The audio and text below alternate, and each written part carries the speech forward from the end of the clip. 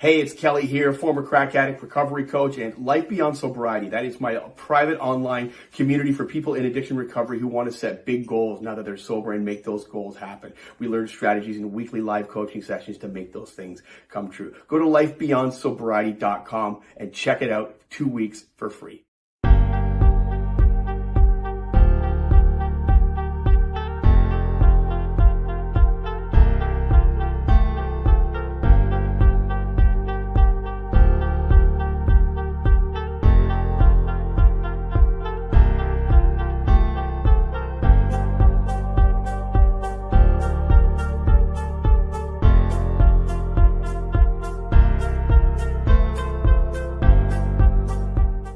Hey, it's Kelly here, former crack addict, recovery coach, and Life Beyond Sobriety. That is my private online community for people in addiction recovery who want to set big goals now that they're sober and make those goals happen. We learn strategies in weekly live coaching sessions to make those things come true. Go to lifebeyondsobriety.com and check it out 2 weeks for free.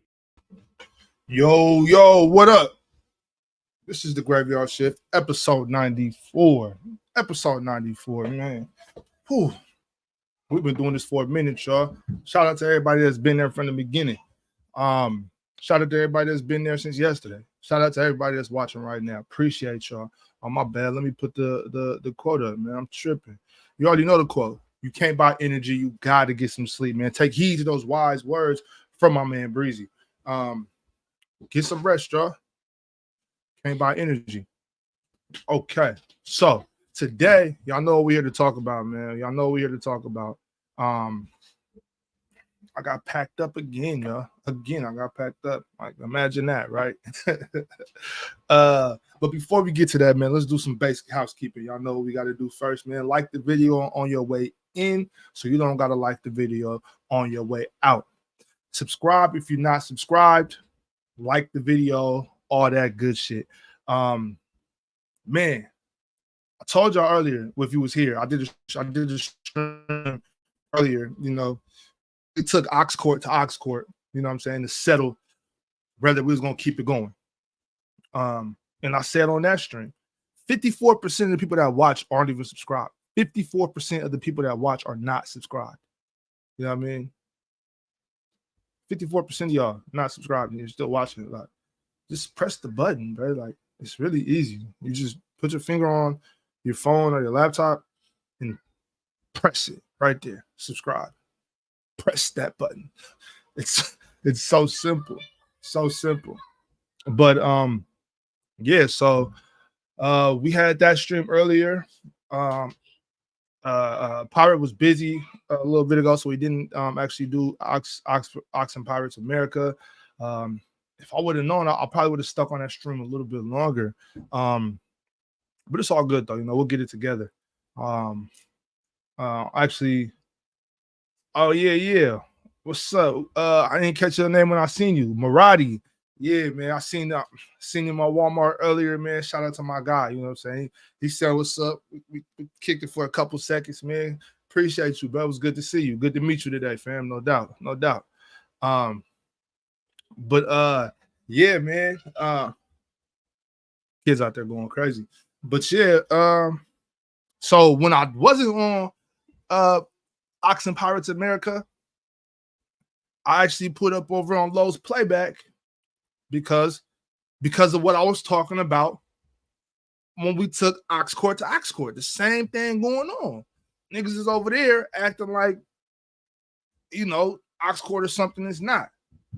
You know what I mean? So that's just further another example of what I was talking about earlier, bro. I don't think people understand what's going on over here. I don't think people understand what Ox Court is about.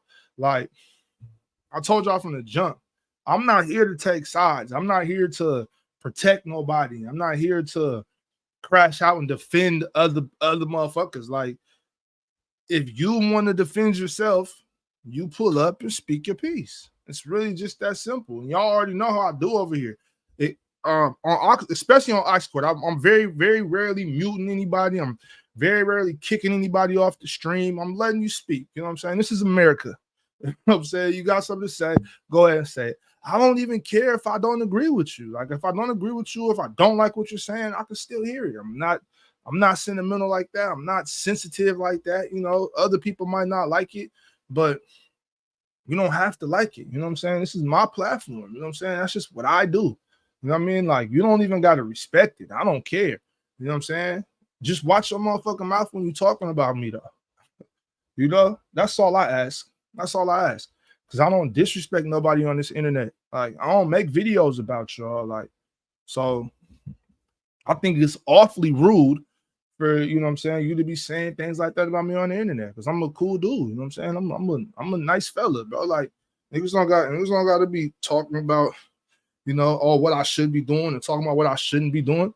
You know what I'm saying? Niggas don't got to be calling me, you know what I'm saying, calling me little girls and all that type of shit. Like, that's not necessary. You know what I mean? And on top of that, like, I just got off the stream. You know what I'm saying? I just got done saying that, and somebody tagged me in some shit on Twitter. Like, so you're clearly watching it. Don't pretend like you weren't watching. And then, because if you weren't watching, then how'd you react to it? You know what I'm saying? So that's just simple as that. Simple as that. There's no arguing that. There's no need to argue and go back and forth. It's simple as that, bro. Like, if you niggas got something to say about me, you're more than welcome to always pull up and holler at me. You know what I'm saying? Like, Low calling me a little girl wasn't crazy. You know what I'm saying? Like, you know, I didn't like it. I definitely pulled up to address it, but it's not crazy. You know what I'm saying? It's not crazy. Niggas just don't go too far with me, bro. And that's not just to Low. That's to everybody. Like, just don't go too far with me, because I don't want to get into no fucking internet beef with niggas. Like, I definitely don't want to do that. I don't want to be back and forth with niggas on the internet. I don't want to be dissing each other on Twitter. I don't want to be making streams about each other and shit. Like, I just don't want to do that. That's not my style, bro. I'm not really into that type of shit. But like I said, nigga, if niggas want to do that, then sure. You know, let's have fun, I guess. But we could keep it cordial, y'all. We could keep it cordial for sure. And anytime niggas do say anything out of line to me on here, I will pull up and holler at you about it. And we could definitely talk about it. And I don't know. That's really all there is to say about it. Like, niggas know who to play with, man. You know what I'm saying? Niggas know who to play with. So just don't play with me like that, because I'm a cool dude, and I want to be friends. Feel me? I really just want to be friends, guys. So let's just enjoy this time of content creation and continue to do that, and just don't lump me in with niggas, and don't put me in categories with niggas, and don't do that, because I'm just me. I don't got a whole crew of niggas on here that pop up and we click up and talk shit about niggas. I don't gotta, you know what I'm saying? I don't put out a motherfucking Batman light into the sky and be like, hey guys, let's come together and talk about this nigga today. Like, no, I don't do that shit. You know what I mean? I don't do none of that shit. It's some motherfuckers that, you know, support the channel, they be around, but niggas are allowed to have their own mind. I don't got no yes men on the internet. Nothing like that. I don't got no fucking yes men. I don't got a group of niggas that's going, you know what I'm saying? I don't do that. And I'm not going to start doing that shit. And once again, I'm talking to everybody. You know what I'm saying? Everybody. You know what I'm saying? Just let me do my thing, and you niggas do your thing. And if you're going to bring my name up in your stream, make sure you keep it respectful, unless I disrespected you. But if I didn't disrespect you, man, don't talk about me, bro, for real. Because just don't like that, bro. It's just not cool. It's just not cool. It's not nice. It's not nice. And friends don't do that to each other, guys. Friends don't do that to each other. Okay? All right. So what are we here for today? What are we here for today right now? We're here to talk about me getting packed up in the PCL on Wednesday. So like MJ, yo, fuck you. Shit. This nigga, fuck this nigga, bro. And you niggas, all you niggas know, y'all know I'm just bullshitting, but you niggas all know I only lost the casual. Like, I'm cool with that. Like, I'm cool with that. Yeah, I probably lost the casual, even though I think I won one or two of those. You know what I'm saying? Like, but I'm fine with that. I'll accept that. I'll accept that loss to casual.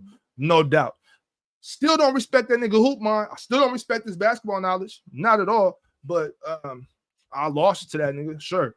But OG the Beast and Elder Rufus, them niggas caught it. Like I for sure beat them.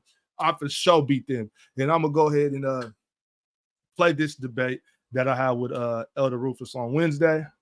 The only reason I lost the live chat is because the third debate was Jason Tatum versus Luka Doncic. Everybody knows I won that debate, but Luka Doncic being Luka Doncic and him, and we have all these fucking Luka Doncic stands on PC. Niggas already know what that was going to turn into. So I probably lost that first round, but that's because I kind of like I wasn't locked in. I didn't stick to the topic. I kind of went away. I was all over the place in that first round. I'll accept defeat on that one, no doubt. No big deal.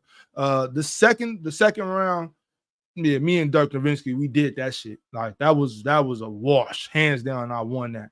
In the third debate, I made all the points. You know what I'm saying? A bunch of points. Elder made a bunch of points that I feel like contradicted points that he made all throughout the day.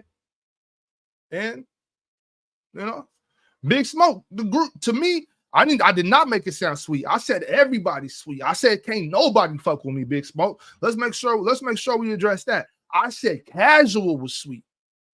Casual won, but he's the one I said. I said casual was sweet. That's what I said.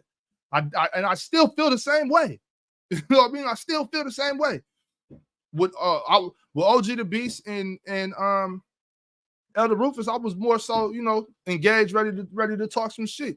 Casual won, no doubt. That's fine. But I still feel the same way. Like, I don't care about any of the results. I don't care about how cats judge these battles. Like, I don't care how motherfuckers feel about the outcome of these debates, because I don't respect niggas' basketball mind at all.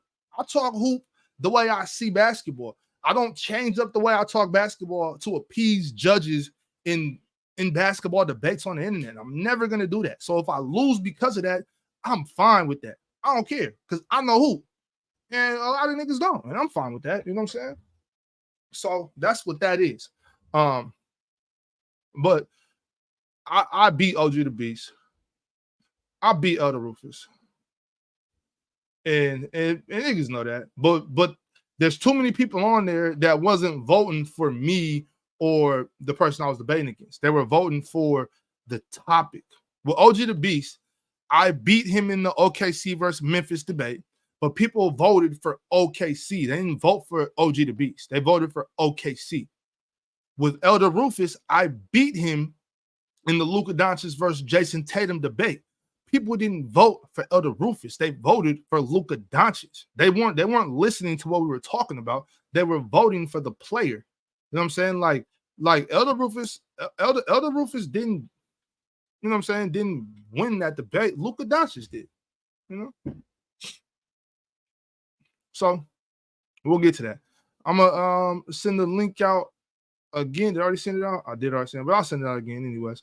We're gonna go ahead and break down this debate, and we'll get to it. I don't even got to pull it up yet. Y'all give me a second. Let me pull it up real quick.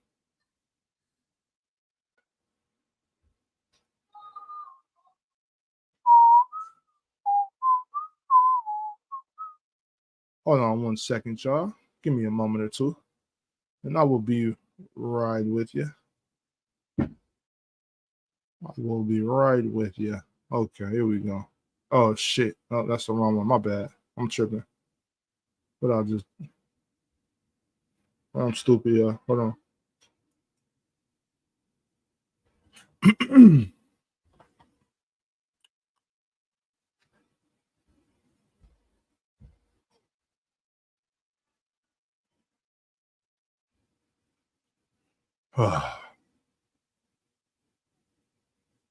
Yeah. I wasn't prepared, y'all. I didn't have this queued up or anything. But I got y'all.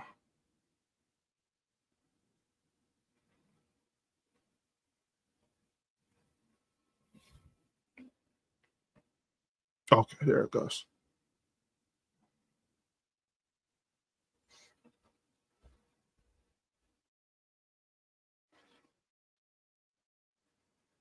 Okay, now we back. Here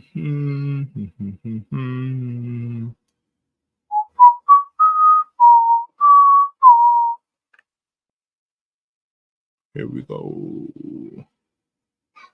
Is this the right one? Yeah, it is. Okay, got it.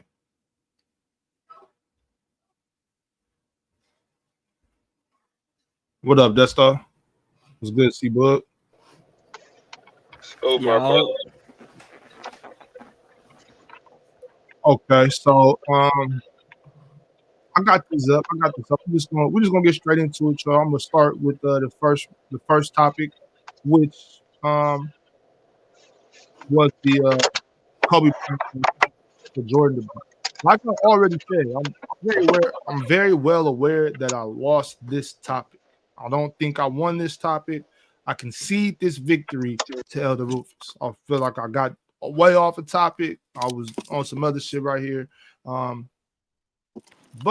even with that being said, I still think I made a couple good points in this one to where, yeah, it was closer, but I'm fine with losing this one.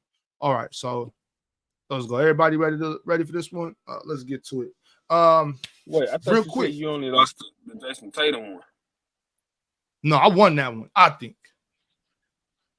I won that Jason Tatum one. I feel like people voted for Luka Doncic. They didn't vote for Elder Rufus. They voted for Luka. Oh, you feel like that's that real aura right there. Yeah. You said what you said? Which one is this, Kobe versus who? This is Kobe versus Mike. Who had the best era? Kobe 2000s or Mike in the 90s? Okay, bet. Cool. And I was more so just to kind of go over. I was more so in this one, making a point that I feel like the 90s, Mike ran the 90s, and I don't feel like Kobe ran the 2000s. You know what I'm saying? I don't feel like the 2000s was his era. You know what I mean? That was more of my point. Yeah, that makes sense though. I'm gonna mute you, that's though. I'm gonna Okay, here we go. Let's get to it. Mind y'all, I don't got YouTube Premium, so we will have to skip through some ads, but we'll be all right. Your name right there. No, here. Where it says champion, right under champion. I'm gonna put it. Man, just worry about what I'm gonna call you. You see, I've been spoiling you guys the other week. I've been telling you the topics ahead of time. I'm not gonna tell you the topics until it's time for it to come up. We got who had a better era between two GOATs? The 2000s Kobe Bryant versus the 90s Michael Jordan. Big Ox, it is on you first. Elder, you will go second. And Big Ox, your time will start whenever you put those gloves on and decide to swing. I mean, Ron, this is really a crazy topic. Like I enjoy the fact that we show Kobe Bryant so much love because he was, an amazing player. I got him in my top 10. But to compare Kobe Bryant in the 2000s to Michael Jordan in the 90s is somewhat disrespectful to Michael Jordan. You know what I'm saying? I'm talking about a dude that never lost. You know what I'm saying? A guy that three-peated 2 times. You know what I mean? A guy that was never in question. It was never a question who's the best player over here. You know what I mean? A guy that was the best player of that whole decade. Undisputed, man. Undisputed, chat. It was never a conversation. Talking about a guy that went to play baseball that we're still begging to come play in the NBA. He was in the MLB and still the best NBA player. You know what I mean? Never once was he second fiddle. Never once did he get carried. None of that.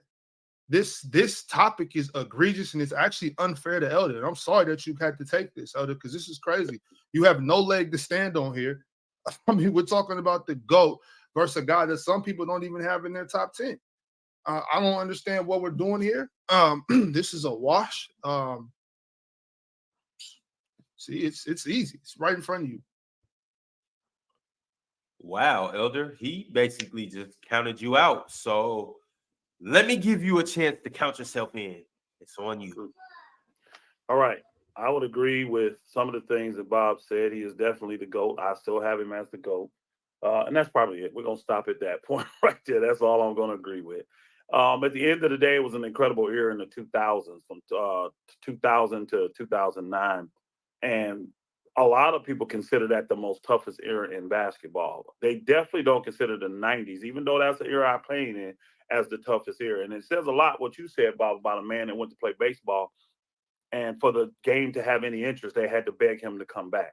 That tells you a whole lot about that era. I'll let the people do what they do. There's a lot of folk that put down that era and say he really didn't have to play a lot of competition. That's what people say. Now, Kobe, you never hear anybody say that, especially the team you love, those Sacramento Kings. I'm sorry. They challenged Kobe and them in them eras. Kobe never got carried in any of those series. He did play with another all-time great, but Jordan played with many, many all-time greats. Kobe did his part in those first three-peat, and he definitely did his part when Shaq was gone to show the whole world that he didn't have to have Shaq to win. Now, did Michael get an opportunity to show the world he can win without Scottie and without these other all-stars? Well, he did, and he didn't. He never won without all those. But Kobe went and showed everybody, I can do it. In a more tougher era, right when the era got started, when guys started to put together their own big threes and things like that, not organically. So it's definitely something to talk about. You know what? After the first round of that topic, I'm not too sure if I'm ready to go ahead and concede this to Elder. I don't think y'all were talking about the same thing. I think the question was about like the era, and you guys like kind of turned it into, like you said, you was going to talk about, Kobe dominating versus Michael Jordan dominating. So I think both of y'all just not on topic, but I do agree with what you were saying. Right. So that's what I'm kind of at a loss at. And I'm gonna be honest with y'all, I'm still kind of confused about what this question was. Yeah, basically, they're asking you which is harder, like the '90s when Michael Jordan had to face like the Pacers, the Knicks, the Pistons, or what Kobe had to face alongside Shaq. The Kings. So see, wait, it's Platinos. I thought this was still C Book. My bad. So Platinos, you're saying that you think that this topic is supposed to be about the competition they faced.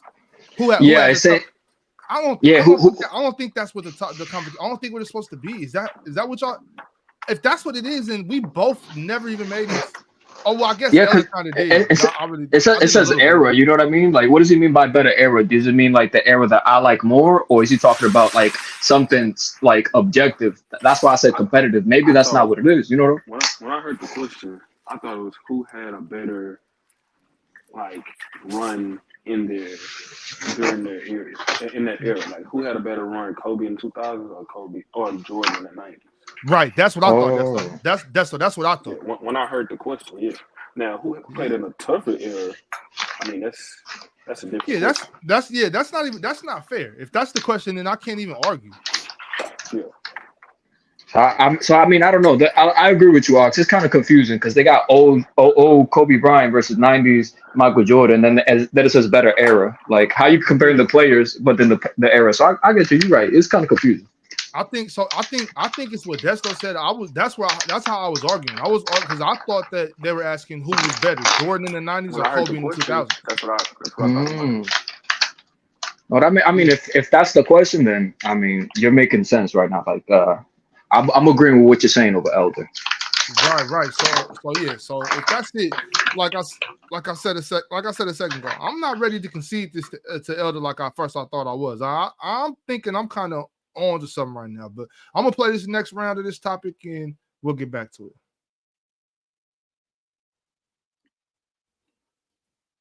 it. Jordan didn't play in that era of scrubs or whatever you're trying to imply, Elder. He played against a lot of heavy competition. He had to go through it with Detroit, Boston, the New York Knicks, all these teams. There was great teams in the league. I don't want I know we got a younger audience and it's easy to fool them and make them think things like that because they already got some preconceived notions that we all know are false. Other you know that's false. You know what I'm saying? You watched it. That was great basketball. And they didn't beg Jordan to come back because the league was down bad. Like the league wasn't in shambles. You know what I'm saying? It wasn't in shambles. It was still great basketball. Houston was now the better team. That's because Jordan was gone. I mean, the Magic were great. New York was great. There was a lot of great teams. I hate that. I hate the idea that Portland wasn't still a great team. So that's a what they call a moot point. That's crazy for you to say that. And you can't compare Scottie Pippen, as much as I love Scottie, to Shaquille O'Neal. Like you said that he never played with, or Kobe played with Shaq, but Jordan played with Pippen. Like that's not even a fair comparison. Shaquille O'Neal was the most dominant player of that time. So this would be better if we were having a Shaquille O'Neal versus Michael Jordan argument. Like Kobe doesn't belong in this conversation at all. Damn, Elder, you have been ruled out. Would you like to rule yourself in? Oh yeah, let's get to it. First off, everybody on their all-time list have Kobe above Shaq, no matter where it is. And you said earlier, just for the record, I do not. I have Shaq at 5 and Kobe at 6.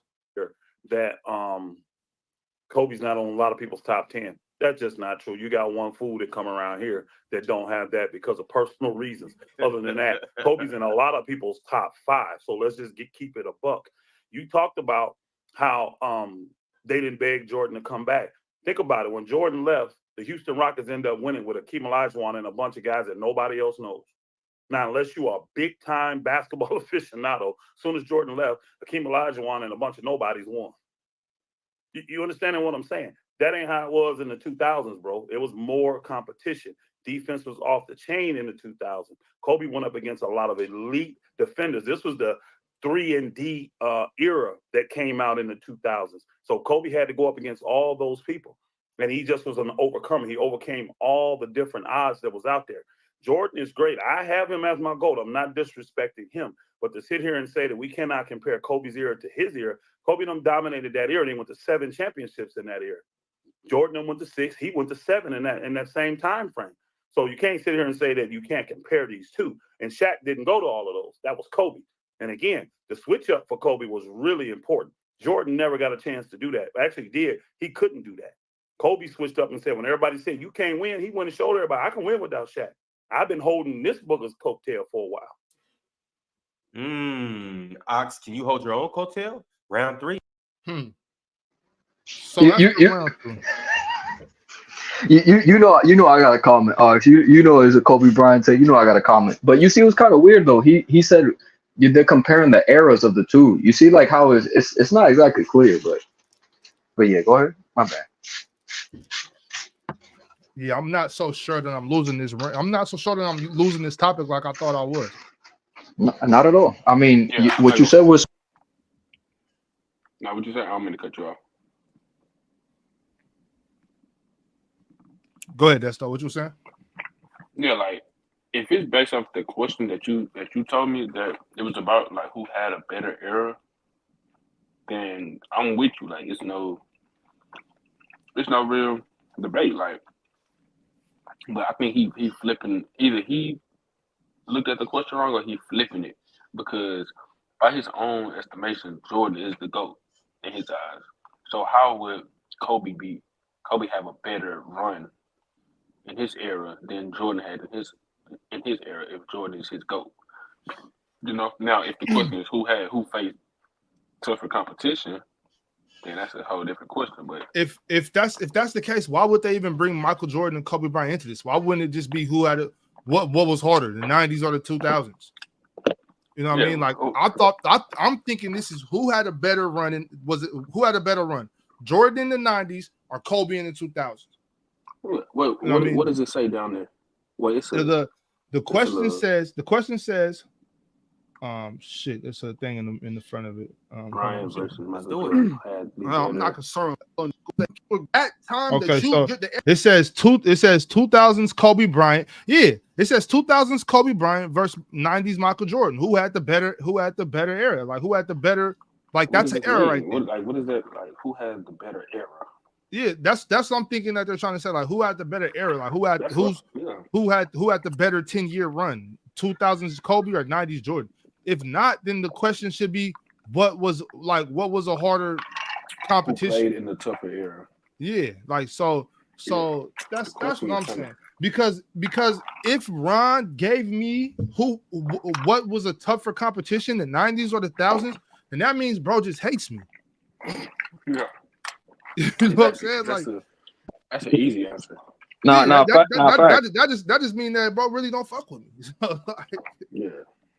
No, I feel you, but I mean, if you talk about competition, though, I don't know though, because what's it called? Because Michael Jordan, he had to face the Pistons with like 4 or 5 former All-Stars, like. But that was more so in the 80s, like, you know what I'm saying? The Celtics. He beat him in 91 though.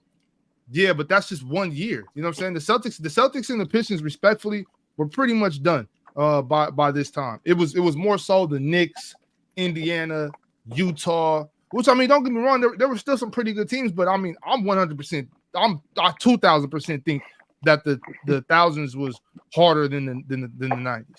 Like I think the 2000s was probably the toughest era of basketball. That's just in my mind. I agree, and Jordan didn't even play in the 90s fully. Like, he only played like 7 years.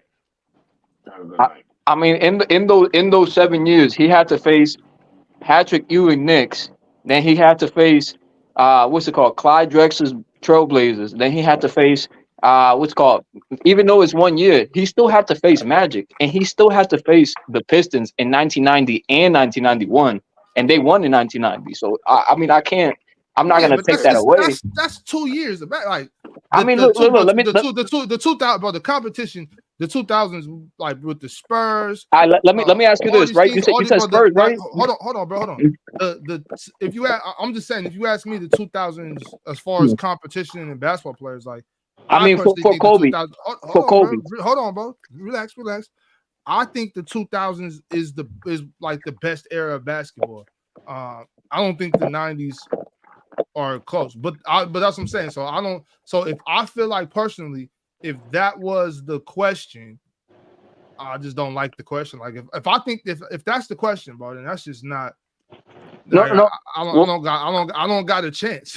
No. What I'm saying is not 2000s versus 90s in terms of competition overall. What I mean is, who did Jordan face versus who did Kobe face is what I'm trying to say. Not like, because I think overall we could all say that there's more talent in the 2000s because every decade more talent shows up. So that's not what I mean. What I mean is, who did Kobe face and who did he face him with? Like, like, for example, if Kobe got 1 All-Star, is he facing another team with 1 All-Star versus Jordan? Yeah, but that's clearly, to me, that's clearly not the question here. The question to me is, who was better, Jordan in the 90s or Kobe in the 2000s? Oh yeah. Well, we're not. I get you. You're right on that. I was talking about, like, if we're gonna speak on the competition versus what's the actual debate topic or the question that you guys are talking about. Because if it's that, I mean, you're winning here. Like, it's obvious. Like, but if we're talking about the competition that Kobe had versus Jordan had, I think Mike had to face tougher battles overall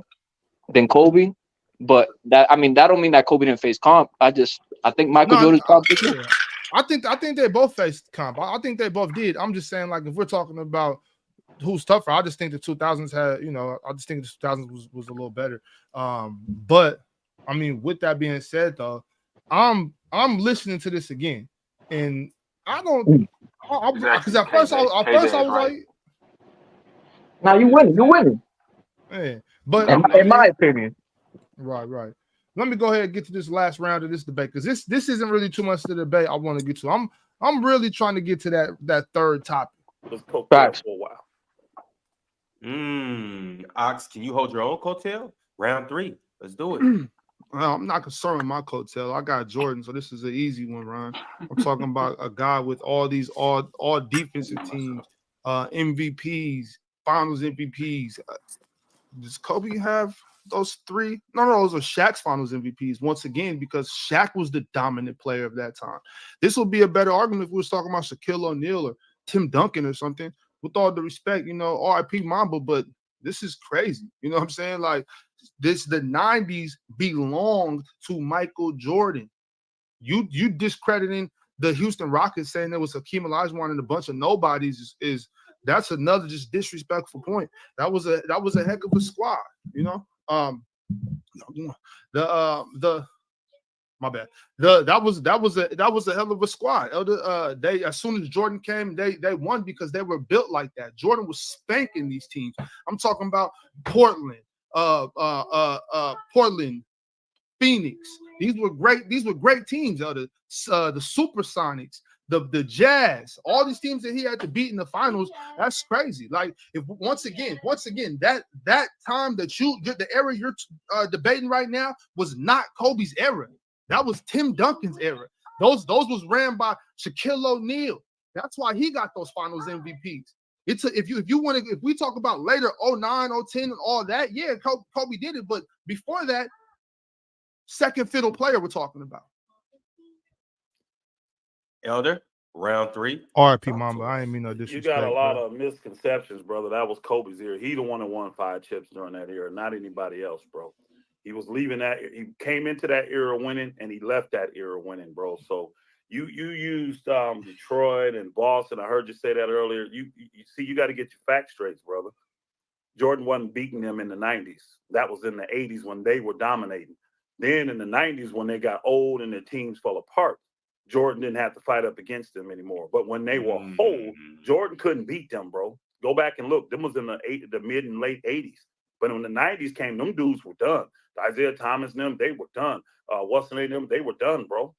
They were done. So he didn't have to beat them guys. Them guys just literally retired and got old and brittle before. He couldn't beat them. See, that's why Isaiah Thomas has that mindset about Jordan that he has. He can't be the GOAT because he can never beat us. Remember, you hear Isaiah Thomas saying that. This man didn't beat us. What happened was we got old and retired. Then he stepped up. That's all. In an era that a lot of people just call weak because they think it was watered down. That's the same era where all the expansion teams and all that stuff start coming around. So they felt like the 90s just got watered down and Jordan took advantage of a weaker era. At the end of the day, I think you being disrespectful to Kobe being Bryant by saying that he should not be in this conversation. You're naming inferior players to Kobe Bryant, saying they should be in here when they didn't do all of that in the 2000s. They didn't. Duncan won what 2 or 3 in the 2000s? Shaq won 3, bro, or 4, but he really was on. Well, I'm done. My bad. See, but right there in that round, Elder brought up something I said. I think I said that in like the first round of that. Right there, I just named the teams that Jordan was playing in the finals, and he brought up a point that I made earlier about the Celtics and the Pistons. You know what I mean? So that's what I was gonna say. That's what I was saying. Like he brought that up. That's why I was thinking that's part of the conversation. But he was wrong about that too. Because how the fuck how you done when you're 31 years old? Michael Jordan's winning championships at 35. Just because they fell off. Now it's they got old. They always do that shit. I hate that. Like, what you mean they got old? They just won the chip like last year. Yeah, I'm not sure about this one. Now that I'm happy I watched this one again, because now that I watched this again, bro, I damn near got this one. But I'm not mad at the people that voted for him on that one. Honestly, I'm not. Like, I'm fine with this one. Elder got this one. No problem. I'm not mad at that at all. Nah, I can't say he got it because he said a lot of stuff that just wasn't true. Like when he said about like the Scottie Pippen and Shaq or whatever he was talking about, he was like, that was crazy. Yeah, I mean, I was like, what? That's why I thought this conversation was like getting derailed. Like it wasn't on topic because when you talk about this certain type of stuff, you say one thing and it's like, nah, you can't use that as the basis of your argument when that's not even true. Like, yeah, Go ahead, there. Go ahead, that's all. No, I was gonna say like you should have challenged his point because one, the question is a little vague, but you should have challenged his point where he's saying, well, if you think Kobe dominated his era more than Mike dominated his era, why would you think Jordan is the GOAT? I would ask him that, like, well, at least like a rhetorical question, you know. But the thing about that is, that's not even a fair question because Kobe didn't even dominate the thousands. That wasn't his era. Like Jordan he dominated the 90s. He didn't dominate to the degree of Mike. He was he was the second. He was second fiddle until Shaq left. So if we want to talk about dominating from 2008, 8, 9, and 10, like, all right, cool, but that's 3 years. I mean, they're not gonna like that. They're gonna say that Kobe he scored all these points in 2001 and all this stuff. I think like you could say several people dominated that era. Right, but look, if you and that's what I'm saying. That's the reason I'm saying that can't be the question. If that's the question, then that's unfair. You can't do that to Kobe Bryant. No, like, it's only unfair to people like us. Like, for example, you have Kobe Bryant higher than me, but I think our take on Kobe is a little bit more objective than, for example, Elder, who he's one of those people who's like, Mike is 1 and Kobe's the closest thing to Mike, so he's number 2. And it's like, that's not what that means. That's not realistic though. It's not realistic. It's delusional. I agree. It's very delusional. So that's what I'm saying. Like, there's no way that was the question.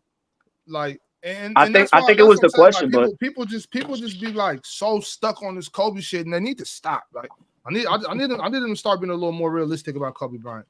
I mean, I get it. I get why they love Kobe like that, because I grew up in I was like 10 when Kobe first started winning his championships or whatever, like 12, 10 or whatever. So I can understand. I grew up watching Kobe and D Wade dominate the league. So I got love for D Wade, but I'm realistic. I'm not gonna put him in the top 15 or something like that just because I like D Wade. I'm not gonna put Kobe in the top 5 because I like him. I gotta put him in there because he earned that shit. But Kobe, he's a great player, and he's like fun to watch, and he brings out a lot of emotions in people. So they put him high because of that. I'm not mad, but even a Sacramento Kings guy, I came to love Kobe. You know what I'm saying? I around 2011, 12, I was like, damn, I can't believe I really didn't like this dude for this long. You know what I'm saying? Like, bro was a baller. He is a GOAT. Like, I respect Kobe. I love his game, but it's just kind of like, bro, niggas are really delusional about it. I'm not gonna lie. Someone in the comments said a good point, because they said that I don't know if y'all brought it up or not already. They said that Kobe wasn't even the best player, definitive best player in the 2000s, because like early from 2000 2002, that's Shaq. And then you could argue Duncan and don't forget Kevin Garnett and Kevin Garnett and KG for a couple of years. 06, 07 was Kobe. And then LeBron started to take off in 09 and later on. So it's like, yeah, but 09, 10 is definitely Kobe. Like that LeBron stuff, like I can never handle it. Like, it's not definitely Kobe. Because 2006, like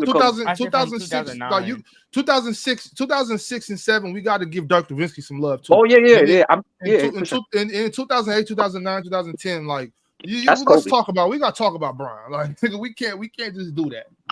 I mean, that's Kobe though. Like, I think that LeBron was doing the best in the regular season, and he was doing stuff with less. But it's still an argument from 09 to up. That's the thing. Like, it's not definitive versus Jordan. He was the best player. To me, it's definitive for one reason.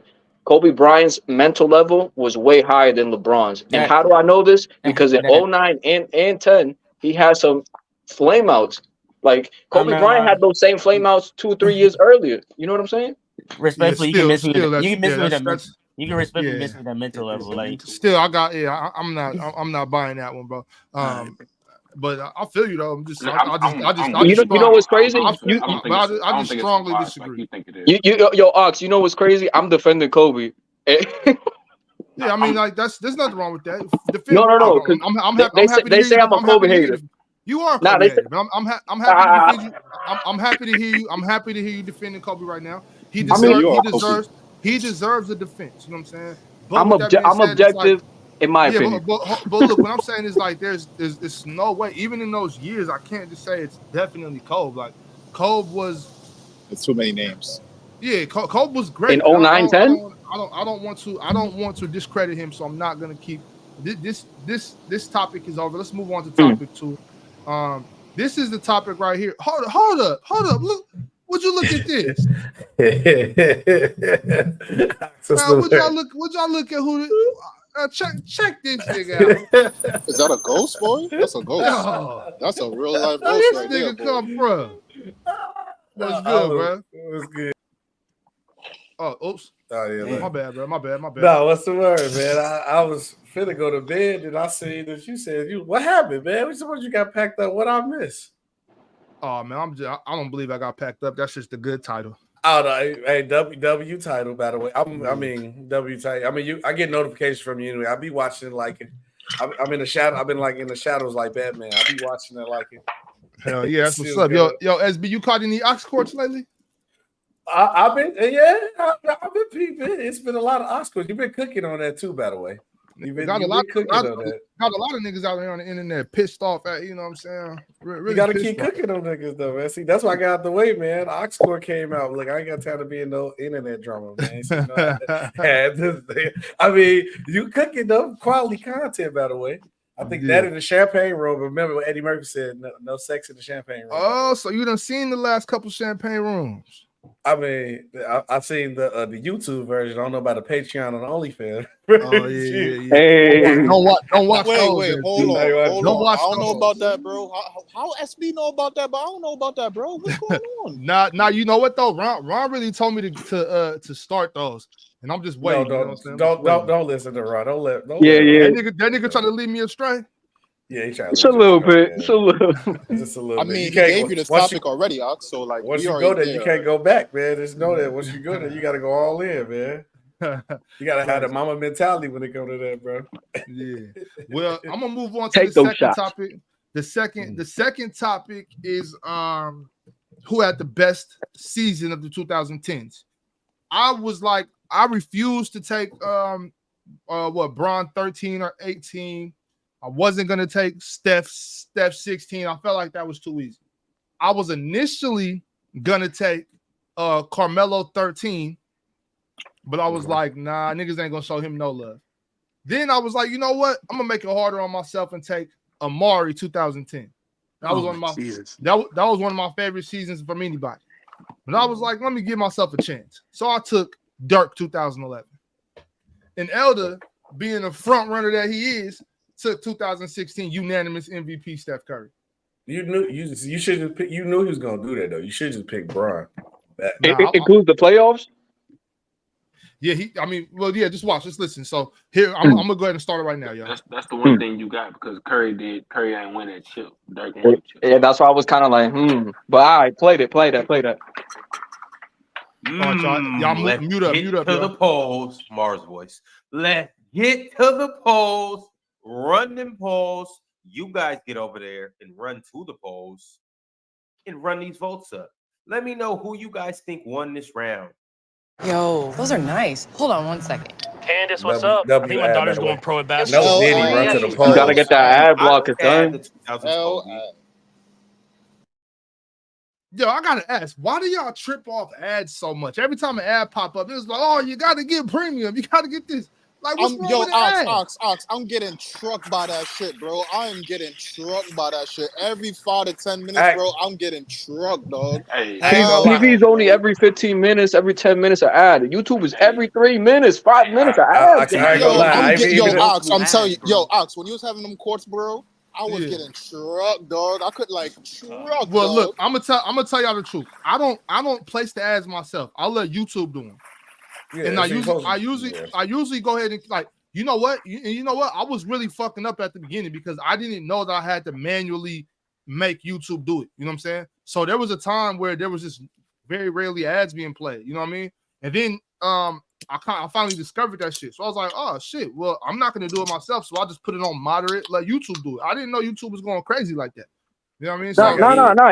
It's not that serious. It's more like what's it called? Like you putting the ads is fine because you got to get your money. Like nobody's gonna get mad at you. It's just like, for example, like for you personally or like me personally, like unless I'm supporting you specifically in your videos, I just put the ad block on because the fuck am I listening to ads for? Like, you know what I mean? But it's not a problem that you got them on there. You should put more if you can. Like, fuck it, get that money. I mean, so like on easy. I already told you though, easy. Like on those ox courts when it was like low and pin or like ticket, nigga.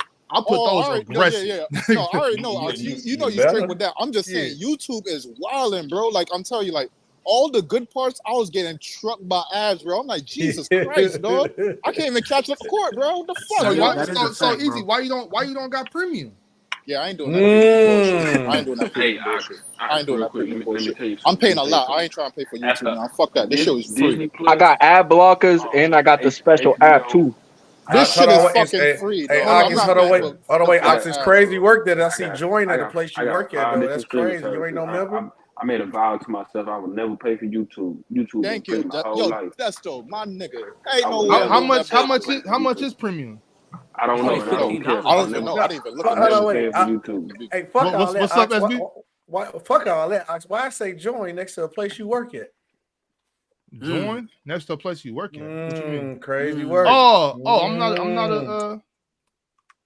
crazy because work. I'm Not a member. like Crazy I'm not a work. member. Nigga, why would I Not a pay for member. that? This nigga stealing Hey, checks. you a real nigga? What I need to be a member for? I'm They on the want you show. to pay. They want you to pay them so they can give it back to you. Yeah, I'm on the show. Nigga, why would I That's pay for crazy that? You work. gotta pay yourself, man. That's crazy work. Yeah, with the ads though, Hell it was no. after YouTube changed the whole You ad gotta make it a algorithm. brown bag, man. You gotta put it in the brown. You gotta have it in the brown bag. It's Nah, I'm gonna drink. Nah, I'll just I realize I'm doing the champagne room. I'm not gonna drink no champagne unless and show the label unless I'm getting paid for it. Hold on, Alex. So you gotta man. tell YouTube to put the ads on? It just don't automatically do that if you monetize? Yeah, so I'm monetized. So I have to. So what they do is if I just set up my stream on StreamYard and just go live, if I don't go to YouTube and put monetization on, then it won't be monetized. But after that, I got to go a step further and go to and either I place my own ads like manually throughout the stream if I want as I want it to be, or I can click where YouTube does it for me, and then it'll be either conservative, moderate, or aggressive. But I didn't know that part. So initially, when I was just monetizing it, only ad that would play is the start of the video. You know what I mean? And then so that way there was no mid-roll ad. So that's what I was looking at it like, bro, I ain't getting nothing for these. Like, I'm like, yo, what's up with the ad money? Like the ad revenue was weak as fuck. And I discovered like, oh shit, I'm not even having no ads throughout the stream because No I'm not placing mid-roll them ads, myself. no Yeah. end of video ads. Right. So that's why this is finally having ads going throughout the stream because I finally discovered that I had to click on that. That was smart. You definitely picked the right ones to put. You said the one you had TikTok. Oh yeah, them was going up. Oh yeah, low. the ones, all those ones like when it's over, it's like 500-600 people live and more than that. Yeah. Like Those ones like 1,000. Like I'll place that shit on aggressive. Like come on. Yeah, that shit was on rock. aggressive, nigga. I'm telling you, 5 to 10 minutes, I'm getting trucked by some Toyota ad, some fucking bullshit ass ad. I'm like, what the fuck going on? You gotta buy that Toyota, man. Nah, fuck that. But I mean, shit. Right now, I got to set a conservative though, or moderate. You know what I'm saying? But fuck it, aggressive every day. Get that. That's a fact. That's a fact. I don't want niggas to leave. I want them to enjoy the content because Hey, can y'all hear me? me growing. Yeah, when I was growing up, I wasn't mad at like when I'm watching TV. I wasn't mad at commercials, and I'm like, shit, I'll watch these. Yeah, but there was a time for ads, Ox. There was a time, nigga. I was getting trucked every 5 to 10 minutes, bro. That is insane, dog. Like, And I've been on YouTube since 2006 when it was like free. You know what I'm saying? Like, how could I go from not paying for this to now I gotta pay for this? And you be like, how you paying for it? With my time? I gotta watch this ad. Like, what the fuck? At least to make you feel better while you was getting trucked, you helped out Ox. You supported Ox by watching the ad. So you know what I'm saying? Facts. Skipping them shits. Yeah, but if you skip them, though, I'll still get paid. It's all good. Skip them motherfuckers. That's a fact. But yeah, let's get to this second debate. Because this brother didn't have no business losing this one. All right, let's go. We have these polls just came to an end, and it looks like round one or topic one of this battle, Elder Rufus took it 64-34. Sorry, big guy. I got spanked on that round. But remember, the live vote isn't the end all be all. And yes, one IV. Everybody needs to hit that like button for PC. So Elder Rufus, you will go first on topic 2. Who had the best season in the 2010s? Talk to me, Elder. All right, I'm going to say Steph Curry had the best season from 2010 to 2019, and I'm going to pick that year. I think it's 2015, 2016 when he was a unanimous MVP. Now, I know some will say, well, he didn't win the championship.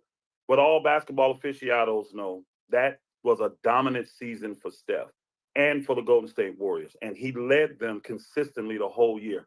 If that team was not derailed by injuries, they would have easily won the NBA championship and to seal this thing. Starting the season off 24-0, 35-1. The thing I love most about that was Steph Curry's leadership. They had won the year before, and then he just came out letting everybody know, I'm the king of the NBA. Like that first month, he averaged almost 40 points a game. When you watch him, he didn't have like these big 60, 70, a bunch of 40 points a game. He literally averaged mainly between high 20s, low 40s all season. He was so consistent with what he did. He shot 50, 45, 90 for the season, y'all. This is a point guard or two guard, whatever some of y'all call him, shooting 50, 40, 90, 5.5 assists. 5.5 rebounds, 6.5 assists, 2.1 steals. So he's playing defense. Steph set the tone that whole entire season. And then he did something that no one else has ever done in the NBA, which is win 73 games and then also win the unanimous MVP of the season, meaning every single voter voted for him. I'll have more for you in a minute. Ox just put the gloves on, Elder. Good luck. Go ahead, Ox. Yep, no doubt. Elder said he's gonna have more for y'all in a minute. We're not even gonna get there because I'm gonna tell you who had the best season in the 2010s. It's obviously 2011, Dirk Nowitzki. Let's talk about that. I'm talking about the West that was stacked, the 61 win Spurs team, the defending champ Lakers. Hey, real quick, y'all. Real quick. I'm just gonna pause it real quick. Because when I was doing this, when I was doing this debate, and when I said it's obviously 2011 Dirk Nowitzki, y'all should have seen the motherfucking chat. I mean, I'm looking at it right now. Was losing their mind. They couldn't believe I picked Dirk. That shit really almost like it almost derailed me. Because I was like seeing it moving hella fast. Like, so usually while I'm debating, I'm not trying to read it. Like I'll look at the debate when my opponent's going, or I'll look at the chat when my opponent's going. But while I'm going, I'm not trying to read the chat because sometimes niggas say shit that makes me mad, or you know what I'm saying, or anything, and I don't want to get thrown off my pivot. But the way it started moving so fast, I had to look at it, and niggas was like, "Oh my god!" Niggas was fucking pissed, bro. That shit was hilarious. But all right, I'm gonna go back. I'm gonna press play. Look, even Pradathine right now, he said in this live, he like, bro, I couldn't believe he chose Dirk right there. I was about to ask the same question, bro, but we gonna get into it. Yeah, for sure. Let me press play. The Young Thunder squad, the Nuggets, the Trailblazers, the Hornets, the Grizzlies, all these teams were in the West going crazy. You know what I mean? I'm talking about to make the playoffs, the AFC was a 46-win Grizzlies team, if I'm not mistaken. That West was hectic. Dirk averaged 21, 8, and 3 that season, but it was really close to 50, 40, 90 in the regular season. Very close. If I'm not mistaken, they were 57 and 25 that year. This is a guy that was written off, a guy that was called soft his whole career, a guy that lost to Miami in D Wade and Shaquille O'Neal, whose era that was in the 2010s. Dirk lost to them in 06. They wrote him off, and he came back this year, 2011, playing incredible basketball. I'm talking about scoring over double teams consistently, doing everything, scoring from every spot on the floor, from the block, mid-range, 3 balls, in transition, doing all of this.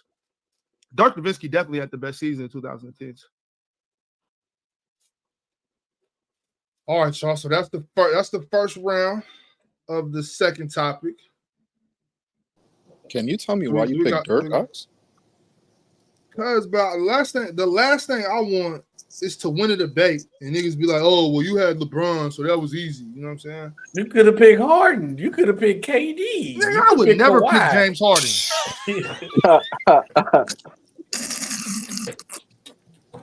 Nigga, no way. Man. No way. I would never pick James Harden. No fucking way. Oh my god. That was never even a thought in my mind. I told y'all the only 3, like my very first thought was 13 Melo. My second thought was 2010 Amari, and then I settled on 11 Dirk. So KD, like not even KD. What about Pop KD? up? What about Kevin Durant? KD never came to my mind. I thought for a second because I knew he was gonna pick unanimous Steph, so I was like, I might take 17 Kawhi. 27 Derrick Rose? Yeah, you could have took Kawhi too, bro. You could took Rose. Nah, hell no. No. Rose, you lose. It was either gonna be Melo, Amari, or Dirk, and I figured let me go Dirk. At least he got the ring. You know what Derrick Rose did his MVP year, right? Yeah, but he got claimed by LeBron though. So. That was at the end of the playoff run. He swept the Heat that season too. Well, Curry choked in the end, and that affects his run. He only had like a bad 3 games in the end. Yeah, Curry choked that thing in too. Yeah, Dirk was just Nah. And Dirk did the opposite. Dirk did the reverse choke. He said, "Fuck that." What you messed up with 2 ox in your round? You was like, he only had 21. Like you was like, Curry might have 11. When you kind of like give it to the crowd, like, he's a little lower. He was just a little under 50-49, so he's like you trying to undermine Dirk a little bit too. I was doing that to I was building the anticipation for my third round. Oh man, I didn't see it.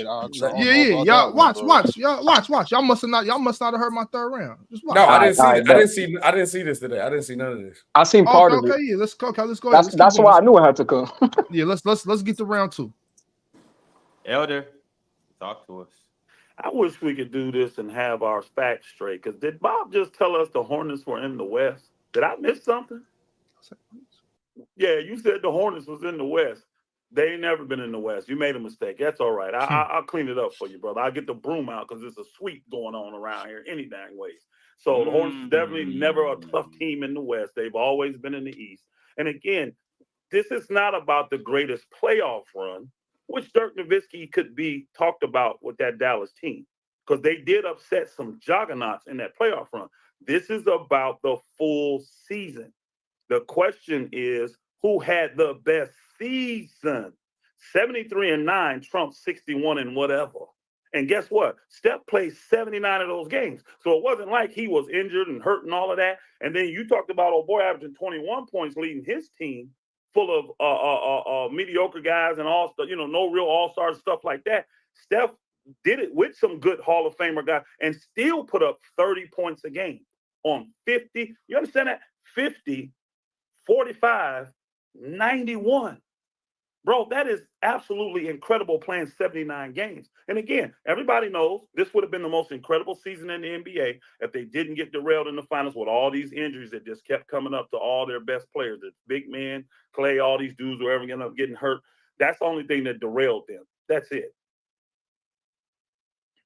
Okay, before you go your round, did this nigga just said the Hornets wasn't in the West? I'm going to need you to double check your stats, brother. The New Orleans Pelicans, New Orleans Hornets were 100% in the West. 2011. Good shit. I believe they were the 6th or 7th seed that year. 100%. So y'all don't let others fool you and think I'm just up here saying any old thing. I know what I'm talking about. We here though. Anywho, let's talk about this.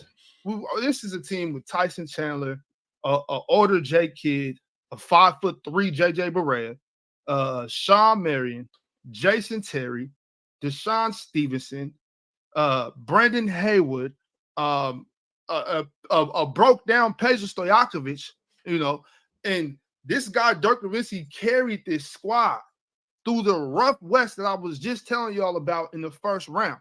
So let's not act like what he did that year was some just fluke or just nothing. Like, let's not disrespect that season. That was a hell of a season from Dirk Nowitzki. And 57-25 in that West, that's something to write home about, Elder. Let's not discredit that. And on top of that, Dirk not only had a hell of a regular season, but he got it done. He got it done. Steph Curry folded like laundry. I'm talking about Steph Curry folded like T-shirts fresh out the dryer. Dirk Nowitzki did not. You talking about injuries? Dirk Nowitzki's second best player, Caron Butler, played 27 games because of injuries. He was hurt. Yo, Elder. That was a good comeback round, Ox. I give you that was a good ass comeback round. That was a good comeback round, but I'll say this though. with you choosing Dirk though, you limit yourself to one season. Meanwhile, Elder has a lot It's more one seasons to season. use. It's only It one is season. one. It's only one season. But I'm confused about the question. The question The is the best question, season in the 2010s, right? the question is which player had the best season in the Season. 2010s. So it's just Okay. we were Just able one, to yeah. just pick one season, one player who had the best season in the 2010s. Don't tell me, hey, if you So why? finna win a battle with this man pick unanimous stuff, you pick Dirk, you go to. If So- you win, if you go to, No, you could do it. It's an angle. So I'm not gonna lie. If that's the case, then why is he bringing up other great players and Curry averaging? Elder kind of undercut himself right there. Because are you talking about KD right at that point? Well, I mean, you're right. I forgot it wasn't 17. That's what I'm saying. I'm like, yo, you basically went to 17, 18. So like, we walking by the unanimous year there. No, I ain't gonna lie, Ox. This round, you counterpunched the shit out of all his points. This round, that was good shit. This round, that was a good but people don't catch that point right there with Elder going to 17 and 18. They're gonna say Elder made better points. That happens in a lot of debates. It's like a little, like it's not really a tangent. It's like a little tangent. It's like I put in this little comment in there to like boost it up. They got nothing to do with what we talking about. Yeah, I'm saying though. You know what Elder that last round put his foot in his mouth a little bit because I ain't gonna lie, Elder won the first round, but when he seen that Ox picked Dirt and he got unanimous steps, so he know he got the side of the crowd. You see, he kind of got a little too like going off. Confident. Yeah, because he said the Hornets wasn't in the West when they clearly was in the West. And then he also brought about that injuries was the reason why the Warriors lost. That's not necessarily the case. You know, everybody injured in the playoffs. But since him picking Dirk lost his second best player to bring up. And Caron Butler was out, and he still ended up being the champion, still ended up winning the championships. That shit killed that whole narrative right there. So now Elder can't go in saying that no more. I don't know. Like I said, I didn't see everything. So if he go in the third round still saying Steph won because his team hurt, he lost. Because he counterpunched that shit, bro. Dirk that year beat he beat KD, Kobe, and LeBron. Yeah, And but he Spurs too, right? And if he makes the injured argument, I'm just gonna say that just helps. That just helps Ox because if he had an injured cast and all type of shit, how the fuck is the run better? He was injured. You know what I'm saying? Like, how is he gonna perform? Look, y'all hear what he does right here in round 3. Let's get this round 3 real quick. I bet. All right, here we go. Can you debunk the laundry theory? That's on you. I can do it, and yeah, he got adjusted because Caron Butler definitely missed the whole season pretty much. So they just adjusted with that. Now, Steph Curry, like I said, he played 79 games. He led this team from the beginning to the end. He didn't average 21. He averaged 30. 13. One of the leading scorers in the league. Check this out. Steph also, I think this is the year where what's the name was hurt. So they had to start the season without even their coach. 24-0 run without their coach, bro. He had long runs. He had 24, let me look at my stats, 11, 13. These are winning streaks that they had throughout the year. The total focus by Steph Curry and the leadership by him, to me, was absolutely incredible that year. He was determined to win. And again, all the people that know basketball know that if they didn't get depleted in the finals, it would have, when they were healthy, look what those final games were in the beginning. They were destroying Cleveland. It wasn't even going to be close. But when everybody got hurt, what can you do about that? Because again, when your players start to go down, it's nothing you can do. Now, when your players gone the first part of the season, it's easier to adjust at that point. It's easier to adjust and you get your team going and put guys in the position they need to be. I'm not knocking Dirk. That was a great playoff run. The West is always deep. So winning 50, 60 games in the West, one of the top teams, that's what you're going to do. His playoff run was great, but I don't think his season was better than Steph's. And he was MVP. Don't forget. Unanimous. Yeah, Elder. You talk about them not having Steve Kerr to start the season. If you ask me, that's what you call a blessing in disguise. You know, that's what you call a blessing in disguise. That helped them out a little bit. And you keep talking about if this, if that, if. I'm tired of the ifs. We don't got to do any ifs over here with this season I'm talking about. We don't got to. You know why? Because he went to Portland and took care of them. He went to your Lakers, and I know you remember that sweep. You talking about bring out the brooms. He brought the brooms out on the defending champion Lakers squad. went on to OKC and took care of those young fellas, Kevin Durant, James Harden, Russell Westbrook, all these guys that y'all praise. He took care of them and then went on and got his vengeance against the Miami Heat. Got his vengeance against them, against Dwayne Wade, Chris Bosh, LeBron James. A guy that the chat is telling me I should have picked Bron. No, I should have picked Dirk because Dirk gave it to Bron, gave it to Kobe, gave it to KD, gave it to all of them. There was no if. He rose in the playoffs from 21 a game to 28 a game and took care of business. There was no ifs about it, Elder. I don't got to come over here and make up storylines. Well, this person would have got hurt. Well, his second best player, Caron Butler, did get hurt. And Dirk Nowitzki made no excuses. He just took care of business. No ifs about it. That's why he had the best season of the 2010s.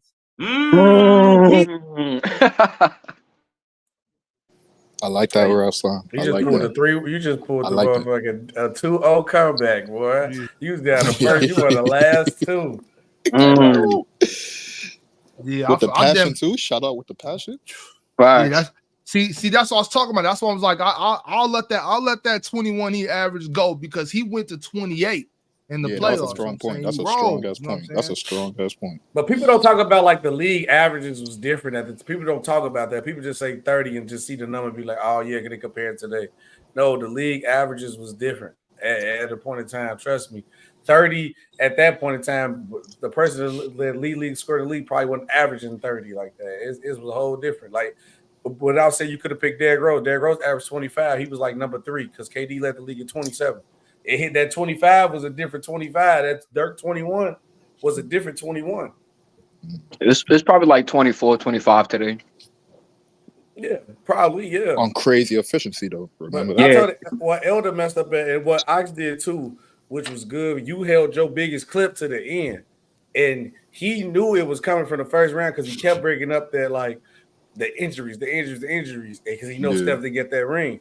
But once you brought up the fact of that Caron Butler was out and Dirk still won, Elder shouldn't have said nothing about that in the third round because you cleared that. And once he brought it up again, I was like, yeah, he could. I literally said that before you came back. I was like, if Elder talked about that in this third round, he could. Mm-hmm. Once your point get nullified, you got to go somewhere else. I can't argue that no more. Well, I mean, I think he did a good job trying to rebuttal it. He kind of said Caron got hurt early in the season, so they kind of adjusted from early in the season. It's not like something like they was missing, like how Steph was missing his guys in the playoffs. Like Caron was missing most of the season, so I thought that was a good rebuttal right there. I didn't think it like automatic. I don't think he destroyed Ox point completely, but I think it was a good rebuttal to like it made it even. You know what I'm saying? It made it even. I mean, he loses either way. They won 57 games. And Caron played 27. Like, yeah, that's nasty. Like, come on. I mean, if he doesn't address it, then he might lose the round on somebody saying, "Oh, but you didn't address that point." So if he don't address it, they could say that. If he address it, then he can't win with that one. So I think addressing it was better. So this is my question, right? Like, when somebody debates, you have to address every point to attract high-ticket clients online. And say that again. When somebody debating, right, you have to address every point they make, or just one, like they headshot points. Like, I'd be confused about it. Depends. It depends. If you want to, you can. Like, but I got 1 minute and 30 seconds, Plot. I got 1 minute and 30 seconds, Plot. So like, I'm taking like 45 seconds to address all your points, and I don't even get into my shit. No, you can save a round for rebuttal, but like how Ox brought up the point where he knew he brought up, Steph players got injured, and that's why he didn't win. Ox addressed that in one quick sentence. Well, you said Steph couldn't win because his players were injured. Dirk, second best player, was out. Addressed that quick. Yeah, also, you don't have to address what they say too, because another strategy you could do is you could just say your points, and your points be so good that it's like, why do I have to address your shit when my shit is way stronger? You know what I'm saying? So you can do it both ways. It depends on who judging too, because some judges, people who I've been in battles before where I did both strategies before, and when I didn't accept, it just depends. Because a lot of times, bro, I'm not really even rebuttaling. Like a lot of times I don't even do it. A lot of times I'll just stick straight to my points and just hope that my points are stronger. Mm-hmm. It's KYP. You got to know your personnel. Yeah. Do you know the chat? But who won that? Who they vote for? The chat be bugging sometimes, bro. Yeah, but you gotta appeal to the chat when you're trying to win the chat's vote. You know what I'm saying? Like, Almost coming the to an chat end. said It's pivot, bro. over, and it looks like Big Ox. You did indeed win round 2, 67. No, you did. You won that one. 32. Yo, nah, I know sometimes hold on. Elder polls don't add Elder up, did but the I'm same just thing reading the Curry numbers did. and it gets back to me. I know that you Yo, guys are sometimes say, 67 though. Ron doesn't know how to do math. Ron this, and this. The poll says 67-32, so I'm just reading what I see, y'all. But anyways, What I missed? Elder is back. What Oh, I you didn't missed? miss. Oh, nothing. Oh well, you did miss the fact that Big Ox did win that round on the Okay. live poll, but that's okay because Elder, it looks like you took the first round in the live poll, and Big Ox, you took the second round in the live poll. But we have a third round on our hands, which is on winning. Big Ox. Oh. So the topic is Luka Doncic versus Jason Tatum. Who has the better impact on winning? Who This you got? is the topic. This is who I got. I got Jason Tatum. I'm not He arguing. never arguing for Luka, bro. Damn, son. I'm not arguing for Luka, and I'm not arguing for James Harden. I won't do it.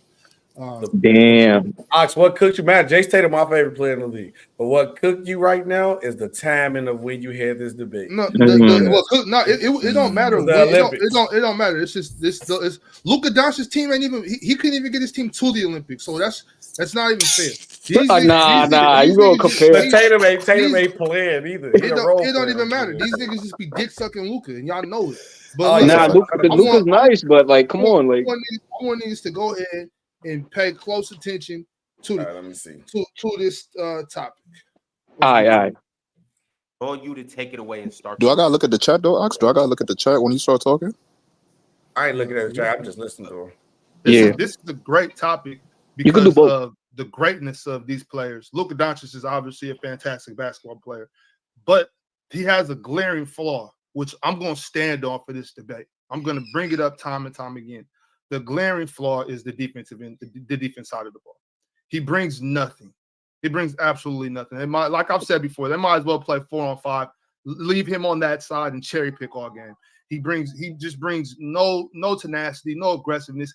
The thing about it is he might make a defensive play here and there because he has a high basketball IQ and for the most part knows what's going on. And so when he does a play like that at the end of the third or makes a play like that in a run in the middle of the fourth, people just like, oh, well, look, he's playing defense. Well, that's just not true. Luka Doncic can't guard his own shadow. So, like, how could you have more of an impact than a two-way player who's also very, very good on the offensive side of the ball and competes very well on the defensive end of the floor? I don't see how a player like this could bring more to a team that just won a championship than a guy who nowhere to be found on the defensive end. I mean, when a guy goes by him, he gives no effort to recover. He gives no effort to rotate. He's standing in mud just watching the play.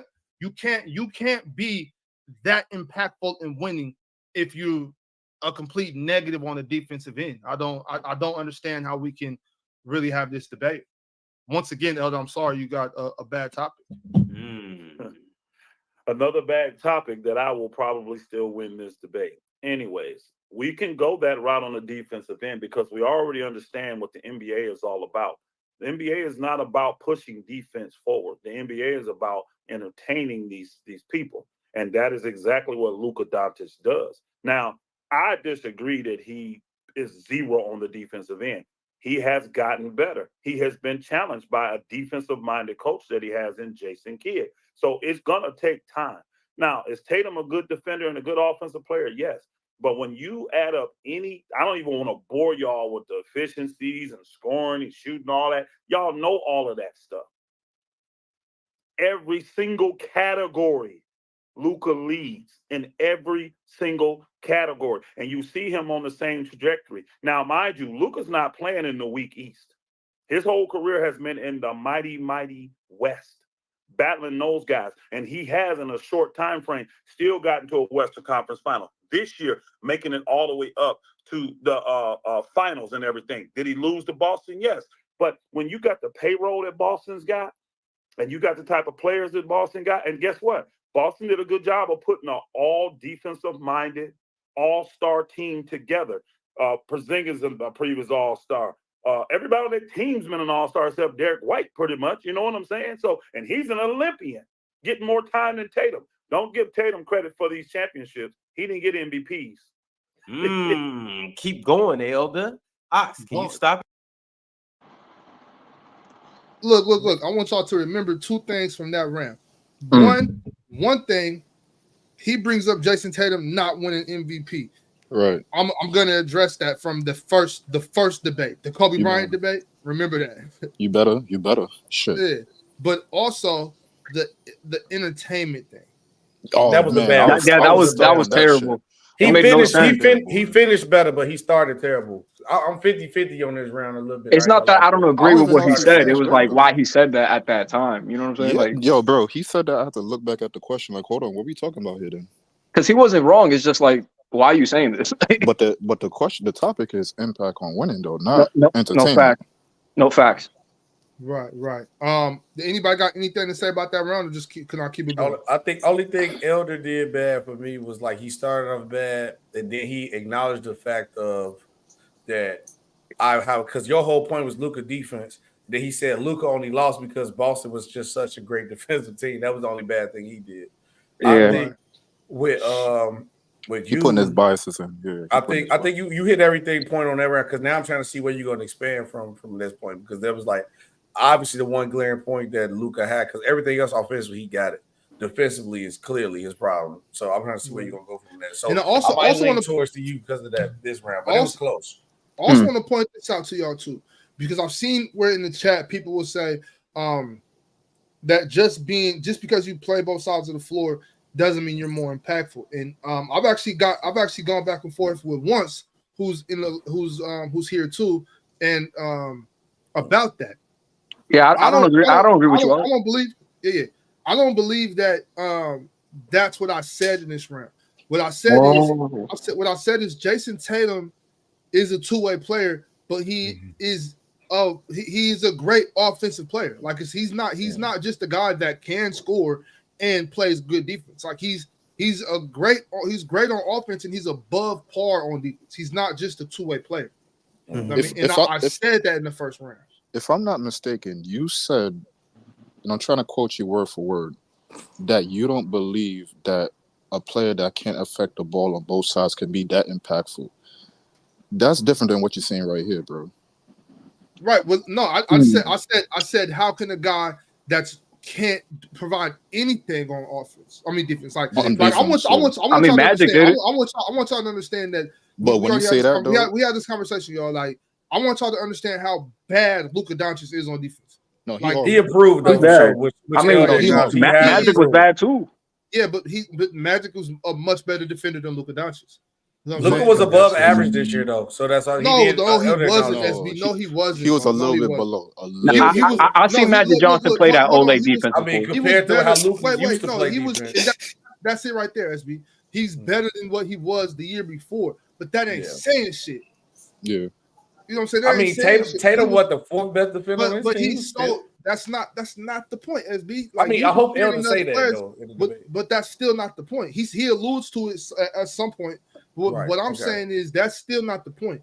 It's not about how much is he compared to Drew Holiday. It's about defense compared to Luka Doncic. Luka Doncic is a fucking egregious defender. It's terrible. Yeah, because if Luka Doncic don't got help. Wait, hold on. He was so bad these years before that the fact that he even competes like for a couple seconds on defense makes it look like, oh, he's playing defense now.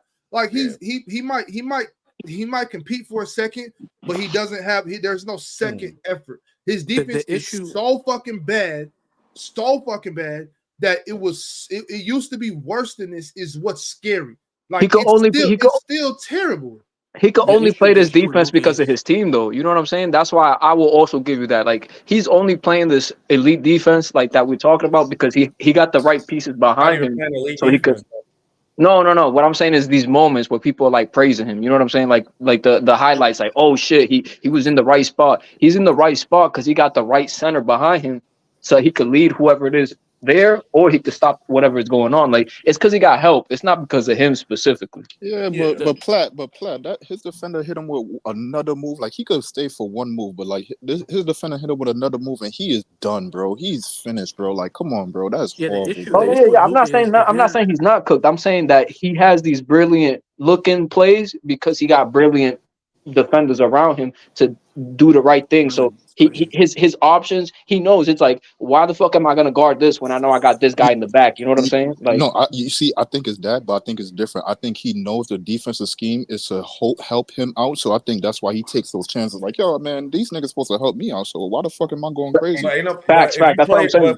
But basketball is also a team sport, so you always gonna look like a better defender when you got better defenders around you. Yeah, but the thing about that is, look, and I can feel this personally from when, if I'm, that was my thing. Like I always led whatever conference or league I played in block shots. Like I'm meeting everybody at the rim every time.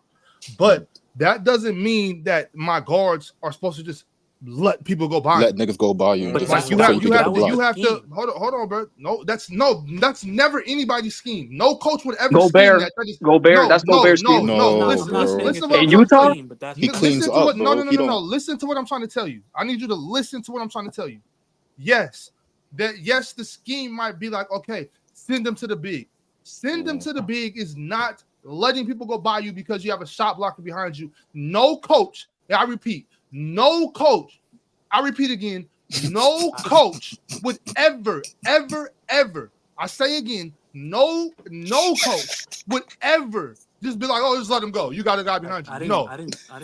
Hold on, bro. I'm not. No. Just listen to what I'm saying, bro. I'm just want y'all to understand this. I'm not just talking to you. I'm talking to everybody because I've had this conversation before where they're like, oh, well, that's the scheme. Yes, but the scheme is not for you to be like, oh, go ahead, bro. I got a shot blocker. No, you have to ride your man, keep your hands up, and the shot blocker cleans up over the top.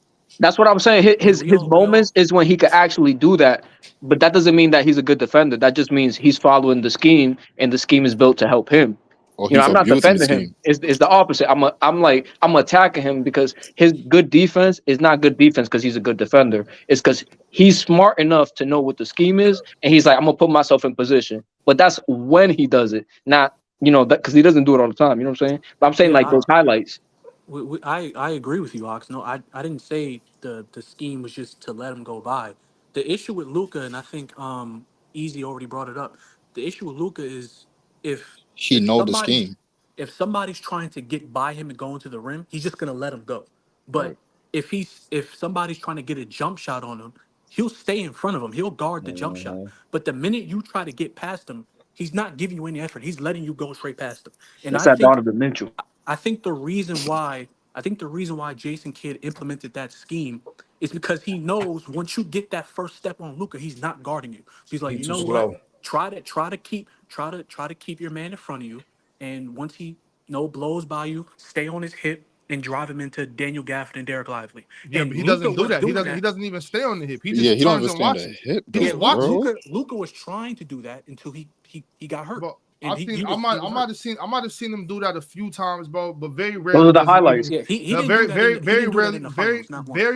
No, not just the finals, bro. I'm talking about all season, bro. Very rarely does look. Very rarely. What I'm saying is I've seen him do it a couple times, cool. But I'm talking about very rarely is Luka Doncic giving you a second effort or chasing the ball handle. Yeah, and what's even worse than that is he's not even rotating to the next man. He's not if the big steps up, he's not even dropping to cover his man. He is standing at the free throw line watching the man drive. He's not even cherry picking. Like that's the least we got that Jokic defense. Yeah, Jokic is even better. The least you can do, Luka, like the very least you could do, Luka, is get out and run. He's not even doing that. So it's just terrible defense. He's not even trying to crash the glass. And just because I'm gonna say this year was different. Well, look. No, it's not. I'm talking about this year's defense.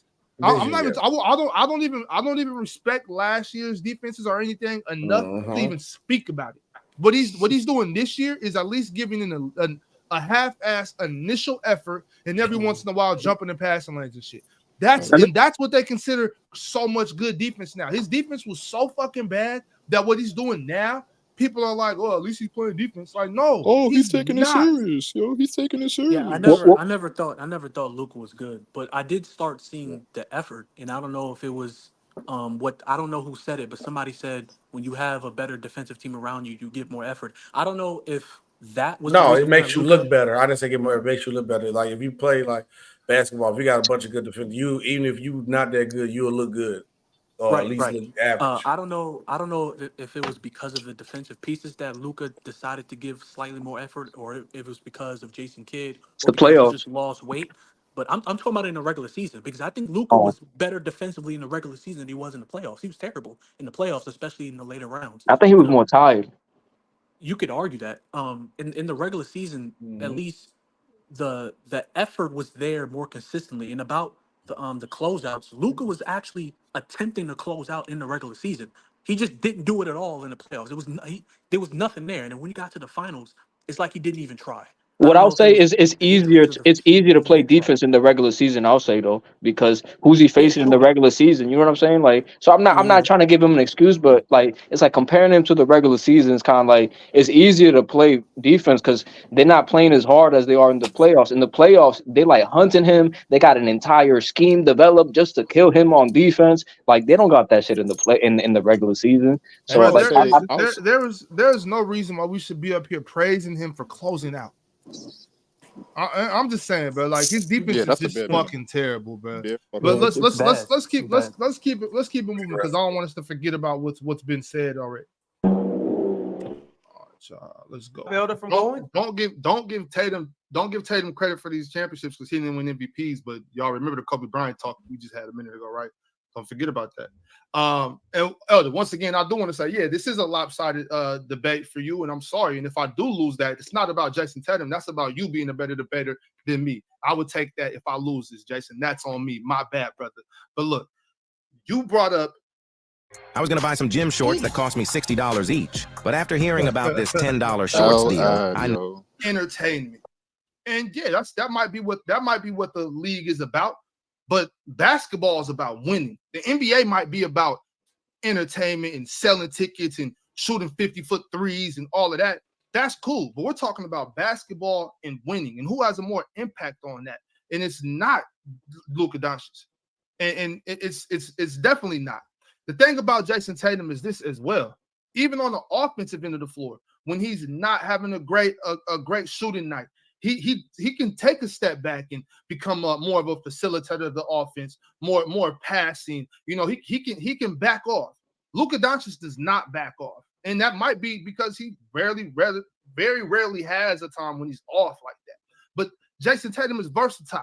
You know what I mean? He could play at different spots on the floor. He doesn't have to have the ball pounding the life out of it. So I think that's more impactful. If you want to have an argument about is Luka better than JT, that's fine. Whatever, we can do that. But on impact on winning, I find it hard to believe that we can really think it's Luka Doncic over Jason Tatum. Elder? All right. Impact on winning. Winning is the goal, which I agree with this 100%. Why is there always such a debate on who's the best player on this team, especially when winning counts the most in the playoffs? Why is it that Jaylen Brown's name rises up every single year in the playoffs and Tatum's name goes down? Why is it that we're on the Olympic stage, right? We just got to see this fresh. This man can't even get in the game. He's a DNP. He's a non-fit player. He couldn't impact beating Serbia. He couldn't impact beating Germany or whoever, France, whoever they had to play. He's a great player, but he's not as great as Luka. I guarantee you Luka would have been on the floor in all those Olympic games, and they still would have won the championship. It's very clear to see Luka be in a harder conference and take lesser talented players and get them just as far as Jason Tatum gets them. He will get to that point. He's gotten to the conference finals, and this past year, he got them to the finals with lesser talented players. Jason Tatum has played with stacked teams. Go back and look. Look at the guys that Jason Tatum has played with, the guys that he couldn't get along with, like the Kyries and all these dudes. Look at the teams he's played with. The impact is clearly on Luka's side because he's raising everybody's bar. and he's dragging teams to conference finals and to the finals. And he's doing it in the Olympics. I'm gonna keep it going, yo. I'm gonna keep it going. Elder, I love the chat, and I can't sit here while you disrespect them like that and treat them like casuals, saying things like he couldn't impact winning in the Olympics. Well, that's a Steve Kerr problem once again. We go back to Steve Kerr. If Jason Tatum, that doesn't diminish Jason Tatum's impact on winning. That just means they got LeBron and KD. I do feel like if Jason Tatum was playing in those games, they still would have won. You know what I mean? But you talk about the role players on Boston and how you said he disappears or whatever. Let's not act like PJ Washington and Derrick Jones. Derrick Jones Jr. is the brother's name, I believe. Don't act like those guys didn't step up and do what they had to do against OKC. Without them, I don't know if they win that series. Some people even call that the PJ Washington series. I've heard it a bunch of times. Daniel Gafford and Derek Lively, those two young fellas, they stepped up and did what they had to do, being lob threats. And when they made those trades for PJ and Gafford, that boosted the team. So let's not act like basketball is not a team sport. Saying that you got good players should never be a knock on your star. Because if that's the case, then we'll have to knock Luka for the OKC series. I don't think that's fair at all. I want to end this round by going back to my original point and standing on the defensive fact of this. If you are a negative on defense, the impact of winning cannot be as high as a guy who's great on offense and above par on defense as well. Keep going, Ox Cody. Elder Rufus, it's on you. Let's get it. Hey, you ended with defense. I'll start this last round with the defense. Again, you're talking about a stacked team with a whole bunch of money paid to get that team. You can't compare Daniel Gafford and PJ Washington and guys and Derrick Jones Jr. or whatever the name is. I don't even remember now. You comparing them to Drew Holiday? You comparing them to White? You comparing them to Porzingis? Come on, bro. This not even close. And that's a team full of defenders. So his defensive rating should be a little bit better. I'm not saying Luka's on the level of him defensively, but his impact of the game, how he controls the game from the point. Check out these deals of the week at God Walgreens. damn it. Damn, son. Power forward, point guard. You put Luka play where he want to play. He do what he want to do. And this is the sad thing. He don't have the athleticism. He don't have the speed. He don't have any of that stuff. And nobody in the league can stop this man from doing whatever it is he wants to do whenever he wants to do it. That's called real impact. Because if his defense was so good, why is Luka destroying him every time they play? You can look at all the stats. Luka leads him one-on-one when they play. Luka leads him in individual game stats. Shoot, Luka got a year behind him because Jason, I think he got 7 and Luka got 6. And Luka's stats are already the same or more than Jason's already. And Jason's been in more playoffs. That's it. Everything, and he got a chip this year. Everything else is in Luka's favor. Everything else. All right, y'all. All right. Yo, Ox. Huh? Why did Ron call you Ox Cody? Because Jack Cody. Jack? Yeah, because I was arguing for Jason Tatum. Okay. I was Ox, he got you. Look. Sauceman brought it up right here. Because after this, the only thing I regretted was not bringing up how Kristaps Porzingis. That's the only thing I regretted after this. That. But the thing about that is, if bringing up Kristaps goes from winning to losing, I don't think that's a big enough. I still hit all the points. The problem was because your main thing was also about the defense, but Jason Tatum is like average or a little bit above average. It ain't like Jason Tatum like elite defensively, because you can't argue nothing offensively with between him and Tatum. Man, Tatum my favorite player, but Luka got him. That's how y'all feel. I disagree. Yeah, Tatum could have some. It depends on the matchup. About this though, because Tatum. If Tatum have a bad shooting night, which he have had, but these Boston Celtics can still win. Luka can't do that's to my point that I said in the second round. He can have a bad shooting night and still impact the game on both ends of the floor. He's one of those players. He cannot impact the game at all, and they still win though. Ox. But that's not the point. That's not the point. but I'm not talking about if that. I'm talking about if he's playing. So that's not the point. SB. The point is I'm just going on what y'all saying. Yeah, but that's not what I said. What I said is that even when he's not shooting well or scoring, he can still impact the game on offense by being a facilitator, just like Luka. It's like y'all look at Luka way different than I do, and that's why these debates and arguments be like so off, because I don't see what y'all see. You know what I'm saying? Luka's better. It's way better. That's how y'all feel. That's how y'all feel. I don't feel that way. No, how you feel about Luka? But hold on, I can call a Luka hater. because look, hold on, SB. Look, because I want to get to the point too. We have seen Luka Doncic not play great and Kyrie Irving carry. We have seen that. Okay. I'm tired of motherfuckers acting like Kyrie Irving isn't still one of the best guards in the league. Like he don't carry like Jaylen Brown though. Luka Doncic does not have a bum squad. I want y'all to stop this shit. No, he don't. He don't. But no, but that's I'm not arguing. I'm not arguing how I feel, because how I feel about Luka, me and you talk the same way about Luka. It's to a point where they call me a Luka hater. So the same way you feel about Luka, I feel the same way. But I'm only going off what was said during the debate, because I feel this Luka just started playing defense. You see what he kind of tried, they made it to the finals. And also, what you should have brought up too was, if you talking about impact on winning, the team looked totally different when Kyrie Irving didn't play. If you'd have brought that up, that would have eaten a lot of shit too. Because when Kyrie Irving played bad in that finals, that team didn't look the same.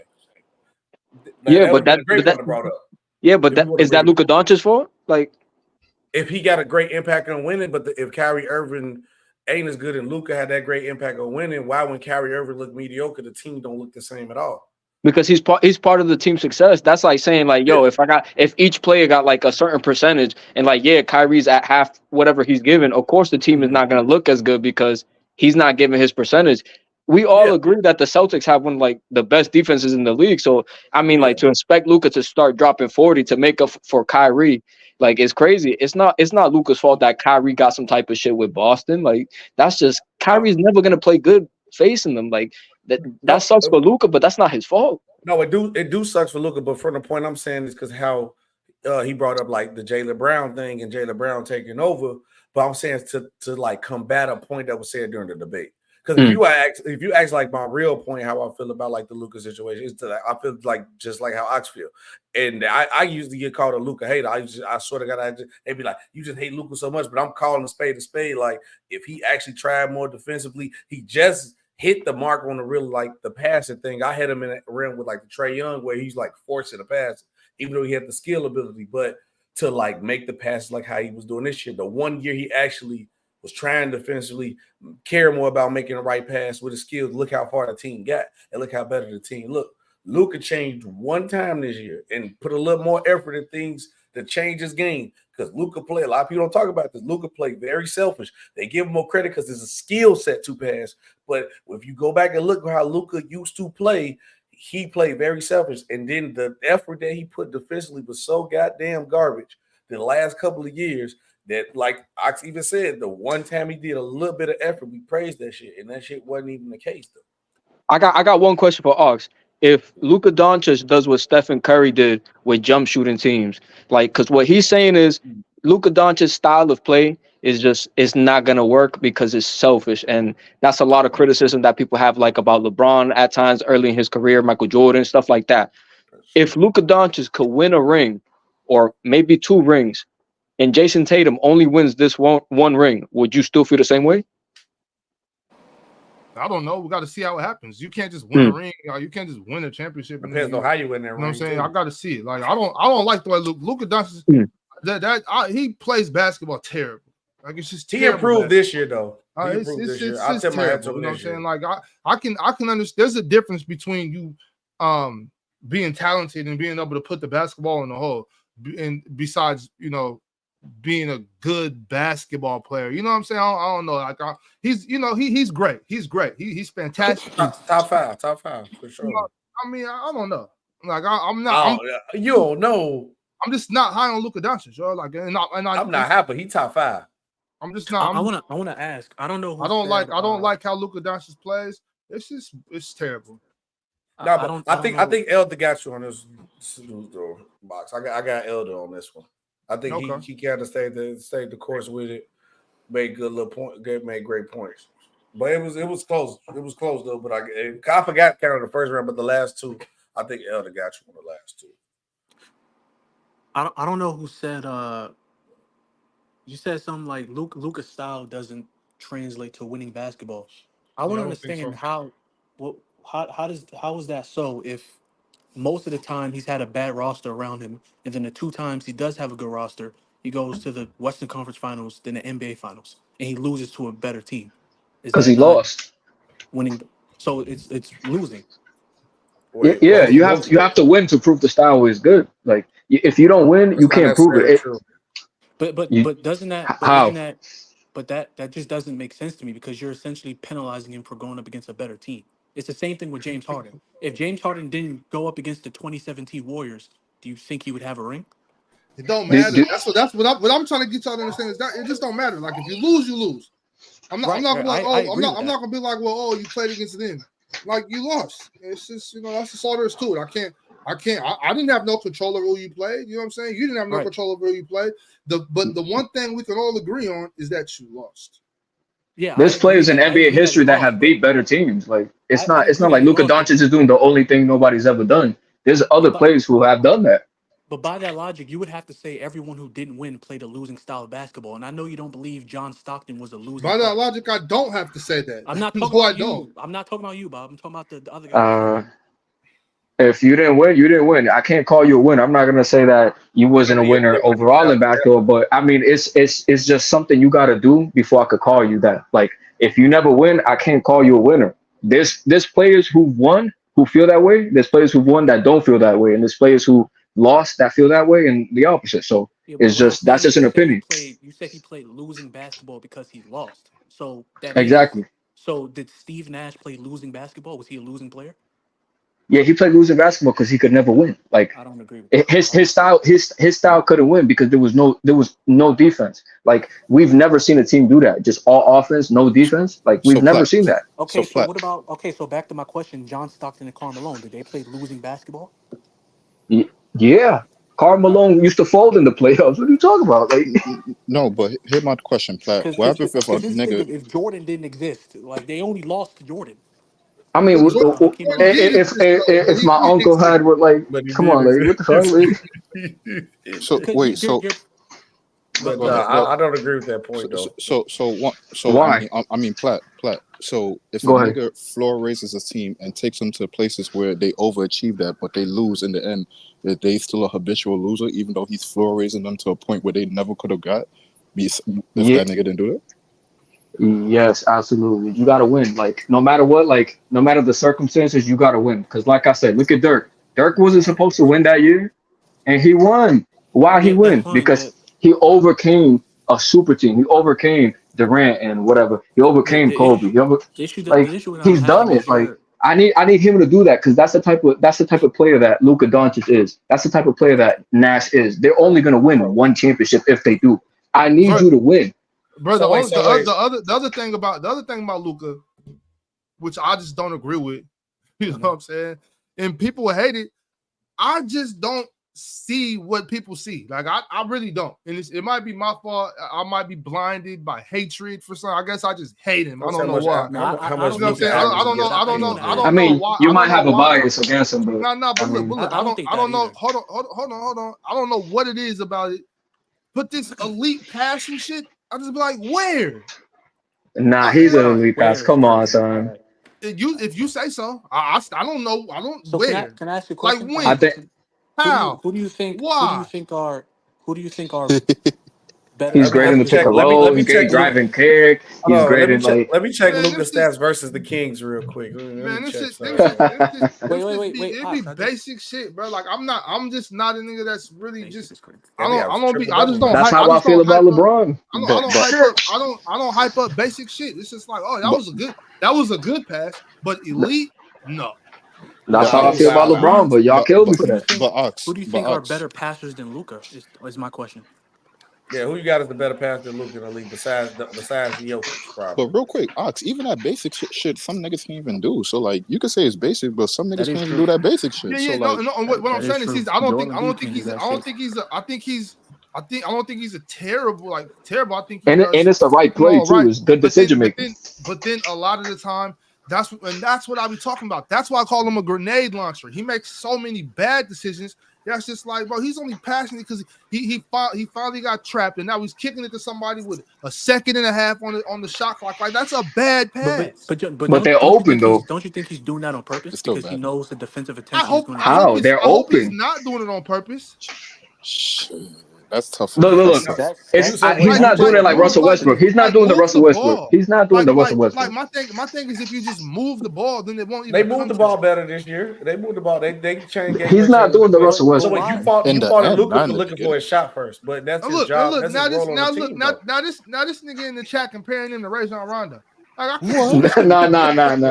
I can't do this Ray, shit with you niggas, man. nah, Rondo's a different type of But passer. Ox though, but Luka's job is to look for his shot Bro, first with the team though. Hago Because he's the Romo, you're leading bugging scorer. out, bro. Hago Romo, you're bugging out, dude. You're bugging out. He said Rondo did basic shit. You're bugging out. Yo, Nah, dog. Rondo was cold. Mm. But there's not too many people in the league that pass the ball better than Luka Doncic. I maybe put like Jokic and maybe LeBron, maybe who could pass the ball better. But that's the league, because the league is more centered on shooting, like, and there's less quote unquote traditional point guards. There was more options for players, because back in the day they was playing a different style of basketball. So you're gonna have more Jason Kidds and Steve Nash. Nowadays they're trying to play like Curry. But Curry's not really passing the ball like if it that. is That though, doesn't but matter though, Luka, because it passing don't and matter. playmaking is still part of the game. Yeah, you can still pass the playmaker. Luka's still one of the best passers in In the fact, league. I would Bro. argue that passing and playmaking has expanded because now you have multiple positions who can run an Do offense. that. It's not just the point guard. You have forwards who can run an offense. You have centers who can run an offense. When have we ever seen a player like Nikola Jokic do what he's doing at the 5-man? Ox like the Kings and not like Sabonis. that, but By the way, we've seen passes before. Ox's favorite team is the Kings, and Sabonis is their center. He's the best passer on the team. Sabonis is the best passer on that team, right? His He's the father. 5. He's the 5. So like I think passing and playmaking is just expanded, and I think passing and playmaking is more important in today's NBA because of how spacing works. And I mean, with I don't think that's a correct statement. The passing and playmaking has always been like a number one thing. Like, for I never example, said it like, wasn't. I just said it's the most. I said it's more It important than it's improved ever a been. lot. That's all I said. no. I mean, it could improve, but the importance is still the same, because every single team that's been winning in NBA history, when you start with the Celtics, why were they winning over like a Chamberlain team? Of course, they have more talent, but it was because they passed the ball too. It was Because defense. and they was passing the ball too. Yeah, Like, but it was mostly defense because But we're the not. Bill But Russell, we're the talking. Bill We're Russell talking about Celtics weren't the only playmaking though. team. The Bill Russell Celtics weren't the only team that ran the offense through a 5-man. Wilt Chamberlain's team did that. Bill Walton's team did that. They weren't Yeah, the only but team. The reason why they it, won is because their mm. defense was significantly better than everyone else's. That's why they won. and they, but you still have to score points. And who was passing the ball ahead of his time was Bill Russell. He was doing shit in transition like Giannis. And then they Wilt had Chamberlain Bob was Coop. also doing the same thing, and he was running the best offenses in the league in the 60s. And Luka doing it right now with the Mavericks. That and all that offense led him to shit. The only time Will Chamberlain won is when his production went down and he started playing more like Bill Russell versus like Will Chamberlain. That's the only time he won, because all the elite teams in history, they're always passing the ball. You're gonna have the Celtics, you're gonna have the Lakers. Even, I mean, LeBron teams are a little bit different, but he's one of the only players to be able to win with that type of style. I like how you brought up. I like how you brought up that the Wilt won because of the game change, which is true. But you didn't bring up that he had better players on his team. Yeah, but that you know why that you know what do you mean? Because his coach told him maybe you should stop shooting more. It was literally the coaching. Game gonna automatically change when you got better players on your team too. The reason why Wilt Chamberlain started passing more is because he got called out for being a selfish player. Thank you. So how are you gonna say he played just like Bill Russell? Bill Russell's the exact opposite of that. That's what you just said. You did say that. You did say that. No, I did not say that. You said he's running the offense just like Bill Russell. What are you talking about? No, I did not. I said the Celtics were not the only team that ran the offense through the 5. That's what I said. And then you mentioned Wilt Chamberlain. Yeah, then you said Bill Russell was going and playmaking in transition. I said Wilt Chamberlain was also doing that. Yeah, but that's what I'm saying. So you're comparing him to Bill Russell. You said that Bill Russell was playmaking. You brought up Wilt, not me. Nick, you brought up Bill Russell first. Nah, let's get But more. you was the one who brought up Will. Wait, how we talk about Yeah, Luka and y'all I get brought on up Bill Will because Russell you said anyway? that the Celtics were Yeah, winning No, because like, of Tatum. no, Yo, it's SB, because the hard style of pivot. play. No defense. Hard pivot. It's because the style of play that Bill Russell was playing is more like Jason Tatum versus a Luka Doncic who's playing more like Will Chamberlain. well, okay, what they got to do with Luka with his passing ability though? Well, the point was moving the rock. That was the main point about it. Moving the rock to get the point. Which the Mavericks have definitely improved on. They not have been like heavy dependent on Luka. I want y'all. He'll go get a bucket. I want y'all to understand something about what I'm saying. Luka Doncic is. I'm not saying he's not an elite passer because of what he does. It's about what he doesn't do. It's about this. It's about the ability. It's about not moving the ball. It's about pounding the air out of the ball and only moving it when he gets in sticky situations. The majority, not only, but the majority of the time he's moving the ball. That's playmaking. The majority of hold on, Tex. The majority of the time he's moving the ball because he's getting in sticky situations. He's not Ain't just that coming LeBron? up the ball. I don't know. I'm not talking about LeBron. I don't give a fuck about LeBron James. I'm talking about this nigga be passing. He's tossing grenades. A lot of great players do that shit. It's in all of them are grenades. I don't care about that. I'm talking about Luka Doncic. Like just because somebody else does it don't mean he don't do it. I'm talking about he's tossing grenades when he gets stuck in sticky situations. Nobody wants to catch the ball just out of nowhere with 1.5 seconds up on the shot clock when somebody's closing out on you. Only have one option to do. You only have one thing you can do. Yeah, I don't like that shit. That's terrible, bro. Yeah, that's terrible. Yeah. That is a direct knock. That's a direct knock. So hear me out real quick, Ox. And what's the word, y'all? Salute, y'all. What's the word, dog? This cooling. I will say this: two things could be true at the same time, and that's the nuance about basketball. It's not as black and white as you're trying to make it. I agree. He does throw grenades, but also the offense is also being dictated by that because if your role players aren't hitting their shot, there is amount of like tug and pull that Luka has to do to create offense. Because if Tim Hardaway is 0 for 5, if Kyrie is on a slow start for the first quarter, what do you think is going to have to happen? You think we just got to play defense and hope that the other team don't hit their shots? No. I'll tell you what they do, Tex. They move. They stop standing and just watching them dribble the ball. Like that. That's they need to touch the ball. That is a stagnant offense. Get a rhythm. Get a rhythm. The offense is stagnant. I hear you. Listen. In a perfect world of playing basketball in the perfect way, yes, I agree with you. But you have to also know your personnel. Luka has great deceleration. His start and stop on the offensive end, he has a certain rhythm that is not the same to everybody. Same thing like Shea. They both play at different tempos, so you have to have an offense that's going to fit his tempo. Because Tex, are you telling me that's a negative? Hold on real quick, Plant. Yo, Tex, are you telling me who was it I was trying to convince niggas that Luka was a great athlete because he could stop. Like nigga, he's going so fucking slow. Yeah, he can stop. Nigga, he's a great but that's a real thing though to start and stop. Technically speaking, he isn't wrong, but I feel you. Even James Harden is more athletic, and James Harden really not doing much. Like, Tex, this nigga is moving like a slug, nigga. Yeah, he should be able to stop. I hear you. But I wish Russ can do that shit. But you got he can. It's the IQ, man. Go ahead, Tex. All I'm saying is based on the personnel, Luka's play style is gonna have to be like that. Unless you give him high level athletes, you have to put more athletes that have ball handling skills, so that way Luka can play with a fast team. When you notice, when he had Josh Green, PJ Washington, when he first got these guys, then you saw a different Luka Doncic. He was playing more up tempo. He was moving the pill. He wasn't holding on to the rock. I agree with you, Ox, but I think it's also a personnel thing. And players need to feel confident in their teammates. If I'm not confident in you, and I don't feel like you can, where I'm throwing the ball like you're not gonna be there, we're not on the same page, I'm just gonna score, bro, because they can't guard me. And Luka, at the end of the day, Luka has the utmost confidence scoring ability. If this was true, why did they trade for these players then? Because they traded for these players that you're talking about so that he can have more defense to shore up his weaknesses. Like, Yeah, so but it's they like couldn't you're shoot saying though. like just make his weaknesses worse and then like No, go no, no, more no. on the Hear me. No, offense. No, no. Hear me. they did they traded. Look at the players they traded for. When Right, because right, the thing is before up until this point, Luka didn't have any competent ball handlers. It was only him. So right. you're not going to take the Jalen ball out of Brunson. Luka. You're I not mean going to this look at year. Jalen Jalen Brunson was Brunson coming off too. the bench. We're talking Right, about but he was starters. coming We're off the talking about bench. guys Right, who right, are right, around him. And when right, Jalen right, Brunson was playing on the floor with Luka, Luka gave the ball up. right, So I'm right. gonna tell y'all like this right now. If Luka Doncic wasn't so fucking ass on defense, they wouldn't have to get they wouldn't have to get these guys that are just mostly defenders. They That's what I have said. to build they have to build this that's not roster true. because of his fucking deficiencies. That's not Agreed. true. No, Magic, no, That Jason is agreed. Tatum. I Oh don't wait, do it. Magic, No, Agreed. Jason that's not Tatum. Hold on, true because wait, they y'all. built Magic, a Jason defensive Tatum, my roster around favorite Jason player. So Tatum, what and they he's a say good about defender. Jason Tatum? That's not true.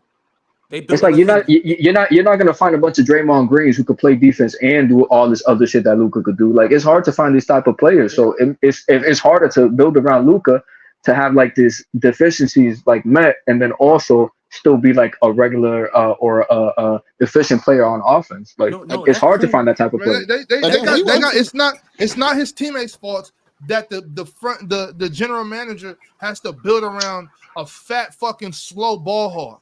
That's Oh what I my was about to You say. know what I'm God. saying? Oh That's my that's God. That's cool his and all, that's but his fucking Luka fault. needs to be a certain type Damn. of you see, Slow that's as the fuck. bias. You He's see? slow as fuck. He's a terrible defender and he's a ball hog. We got to build around that.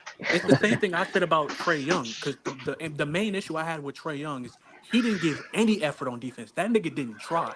But then when Quinn Snyder became coach, he started trying on defense. He's still Trey Young fucking not awful because on Luca he's still level though. awful because he's very small. He can't guard anyone. He's a mismatch hunt for everyone. But Trey Young gives effort. And I can work with that. If you're going to give effort, then I can put pieces around you and you can fit into a scheme. Luca has all the physical Hey yo, tools. left shift. I asked your mama when the last time I took a shower. She was washing my back, nigga.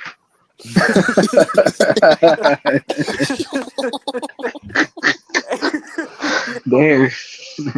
Yo, I don't even remember what I was saying, man. Fuck it. Nah, nah, nah, Fuck these Celtics, bro. Like, nah, but nah. Listen, fuck the listen. whole Nah, team. nah. If Real quick. Luca wins a Hold on. championship, Real you quick. gotta you gotta give it up. But if you don't, everything is true. I I'm will too say old for this. this I shit. will just say this. I will say this. Everybody knows that basketball for every type of superstar, there's gonna be deficiencies, right? Ox, you're not gonna have. There's no such thing as a perfect basketball player. They're going. So that's the thing. You're gonna have to build your team around the deficiencies. Ox, you can't just say like, all right, yo, I need like Wemby is gonna need a point guard. Eventually, he can't do everything by himself. It's gonna be impossible for him to do it. Even though he's like a 7-foot unicorn, he's still gonna need guys to put him in the right position. Look at, for example, look what they did. They're giving him Chris Paul. They're giving him shooters. They're giving him vets. They're giving him things that's gonna be able to complement his deficiencies while working on the strengths that he has. You get what I'm saying? But So when there's Gallo, levels to that. There's yeah, levels to but that. Like for example, like you could need more specific type of players, and because you need more specific type of players, that could hamstring your team versus you being able to play with a player who might not be as good on defense, but they play a little bit, but they can also play make a little bit. Like instead, he's getting these players who's just basically all 3 and D, and then you're like, oh, he's getting tired, or Kyrie's having a bad game. Like, what is he gonna do? I mean, like that's the way the team is built. What the fuck you want me to do? You just answered your own question. They gave him Kyrie. They gave him a player who gives him offensive that's capabilities. not Who enough. That's not can handle enough. the ball. That's But not that enough.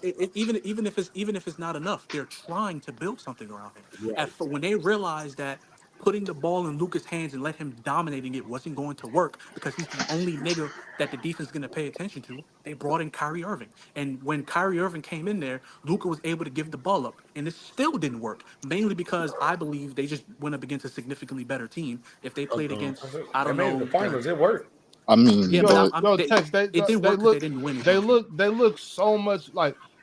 So let's say Luke was on the floor and Kyrie's off the floor. They look one way. But Okay. when Kyrie's on the floor by himself without Luka, that team look the completely the different. offense looks way It looks better. different. I Yeah, It agree yeah. with It flows. you. looks Well, they're It different. different flows so players. much I mean, what better. are you trying to say? Yeah, Oh, it I mean, looks you trying to better, say it's but it's better? not as We Okay, ain't good. gonna Go okay. ahead, do go ahead, all Tex. that. Go ahead, Tex. Are you No, saying no. there's a different scheme when Real quick, real Luca's quick, on the? real I quick. mean, I'm saying Kyrie's No, a better easy. basketball player. Ox. Oh, that's mad funny. No, What? but hear me out. Oh, Hear me out. Hear me out. I No, no, didn't no, hear no, what no, no, Oxy no. said. yeah, the Scooby Doo noise. No, no, no. I'm gonna tell you why.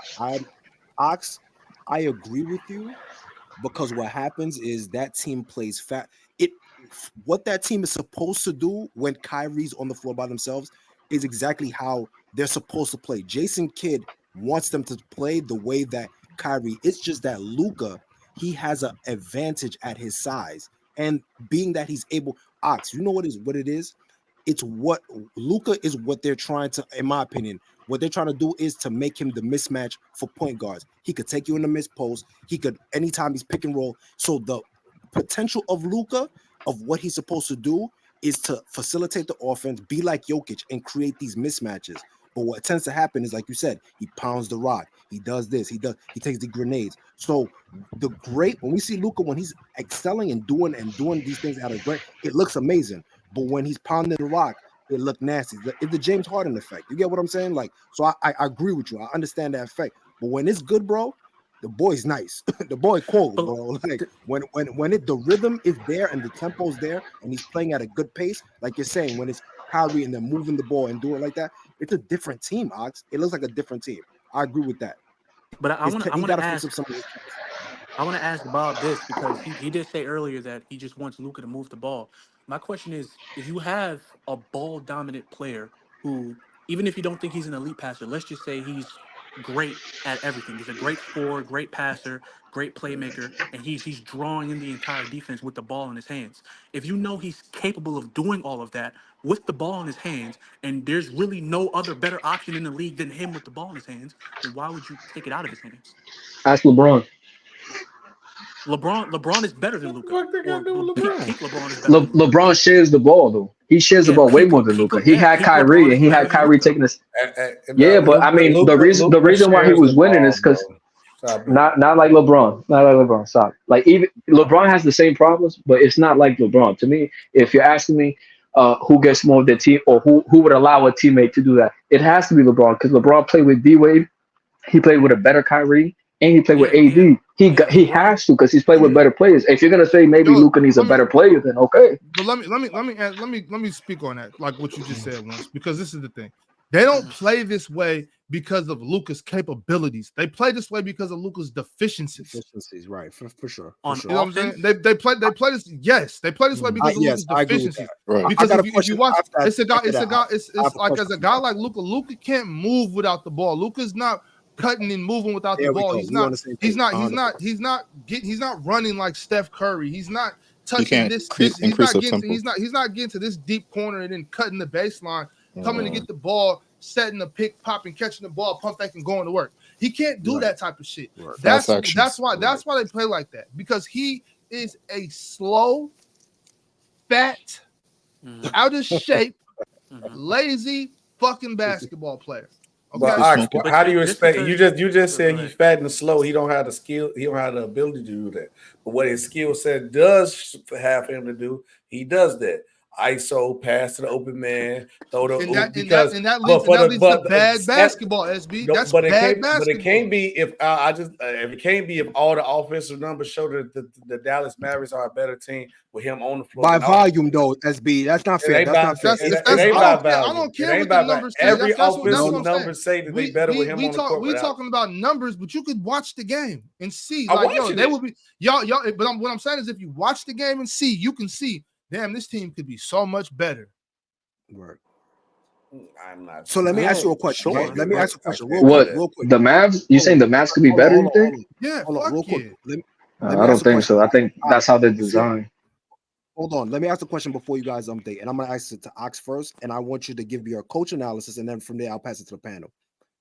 Do you think we're about to shut it down in a second. I got it. All right, all right, bet. So let me just ask you this. Let me ask you a question, Ox. If you were the coach for Luka, would you tell him to take a position or play role shape? Hold on, no. Hear me out.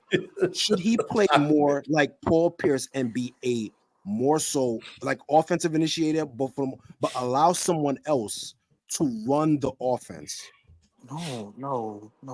Because bro, like he should, like if I like it should like be more like Luka, Luka Joe Johnson on Brooklyn, Atlanta, be playing like you know what I mean, like, Paul Pierce on the Celtics, things like that. Yeah, no, he's not. He's no Paulie. He'll be playing like a stretch four.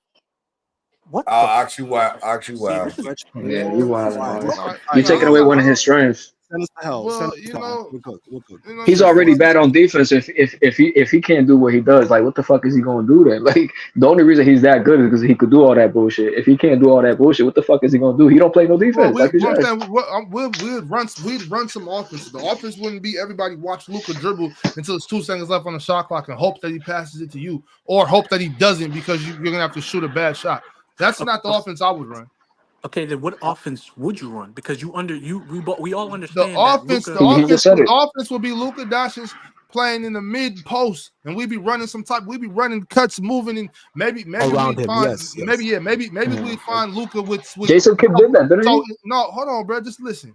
Instead of Luka driving and dribbling and then kicking it to somebody with 2 seconds left, maybe we can get some offense and find Luka with 6 seconds left on the shot clock where he catches the ball with 6 seconds in the ISO position in the mid post or something like that. We'll work something else out. You know what I'm saying? And then on top, and then after that, it's like, okay, now we ran something. Now we've got the defense moving. Now we're looking for our best scorer to score over here, ISO. And if they double off of that, then we might be able to find a cutter. Then we might be able to kick it out to an open 3-man. We can run some. We can run some. That's what I mean by that. offense. So real quick, fellas. Let me just say that. That's what I mean by that. Like they technically just do what they did with Dirk. Jason Kidd has the perfect. Like you played with Dirk exactly when they did it. You No, just put it's him not. on. Didn't Jason Kidd That's a already play do like that Dirk. before though? Jason Kidd ran Luka out the post before, right? They did, but There was a stretch where he did that, right? They stopped doing that. They But now he's why? on the top of the key. I All have right, no idea. here's the thing I mean, that's confusing me. Ox, if you're a coach and you have a superstar caliber player, etc., wouldn't your coaching style be to maximize his strengths? Not necessarily. So not what is the because it then could be obvious. what For would be example, if My all you strength, could do is one thing, hold on, then Platt. No, I know hold on, you could Platt. do He it. asked me a question, Platt. Hold on. My coaching strength will be to maximize my basketball team. Okay. That's what your job is as a coach, to make your team better, not to cater to your superstar. Your coach, your job is to win basketball games. Well, That's when your I job. say maximize your superstar, I'm not saying cater to him and don't give a fuck about the rest of the team. What I'm saying is you can still make the team better, but you understand that your best player, his strengths, what he does at his best, needs to be maximized so you can utilize him. But if Well, you're taking him out of I don't think so. if you're taking him out of the positions he's most effective in, then he's just Then he's not what? your If best player anymore. if he's that good, then he should be able to be versatile and do other shit. You Yeah, saying but he should do 50-50? there are some players who aren't Now versatile. look, well, okay, well that's a problem, bro. Well, I'm just saying that's a problem, and And I disagree with that 100%. I agree. You So should you're have gonna him in the take mid Kareem post. from the You can post and put run him him on the in different. perimeter? Here's my thing. No, Hold that's on, not look. what he's saying. Here's the thing. His literally what he just greatest asset right now is the fact that he's a mismatch nightmare. So you would want to put him in the mid post to take advantage and draw double teams, especially because that area, everybody knows that where you're doubling him from in that Dirk spot, in that KD spot. That's the hardest place to double team because the extra pass is right there. That swing is way easier than what Luka's doing. Luka's actually making it harder on himself by dribbling, driving, and putting to that deceleration on his body and all that pressure. That's why he's always getting those lower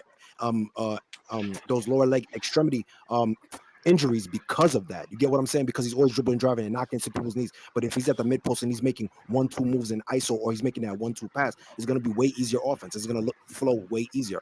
I don't understand how you guys don't see that. No, we see it. The issue with Ox's logic is the fact that he's trying to take a player he's essentially taking Luka away from his strengths. And that's the issue with me, because you already understand Luka's not gonna play, he's not gonna be Steph Curry. You know that. He's not going to be Steph Curry. So taxing him for not being Steph Curry is dumb to me, because you understand they have two different skill sets. I'm not He going to shoots better tax with the ball Jokic. too. I'm not going to tax Jokic because he doesn't play like Shaq. They Right. do two Right. different Right. Right. things, Right. but they're both I'm effective at following doing you. it. If I Right. know that Luka is better with the ball in his hands, and he's going to create more opportunities with the basketball than he is without the basketball. And I know that his scoring prowess is going to be significantly better with the basketball than without the basketball. Then I'm not going to sabotage him and turn sabotaging my own team just because I want more ball movement. What Ox is saying That's is not sabotaging your team, bro. That's what I'm saying. Can I finish? You're looking at it with like closed lenses, bro. Like Yeah. basketball is so much more than just your best player does this, so we got to play that way. That is terrible basketball. It's terrible. It's terrible. Yeah, you can't. Basketball. I didn't say you have to play that way. I say maximize your player's strengths. For I example, understand LeBron, that, but you want to maximize your team. You want to maximize your team. Yeah, If maximizing my star is hurting everybody else, that's a bad team. We have to find middle. We have to find because he's a grenade launcher. We have to find middle ground. All right, okay, cool. I gotta go anyway, y'all. But look, appreciate everybody for pulling up though. Damn. Definitely appreciate everybody for pulling up. Thank y'all. I'll catch y'all next time. This has been the Graveyard episode 94, y'all. Like the video on your way out. Thanks everybody for pulling up. Appreciate y'all for real. Yes, sir. All right, y'all.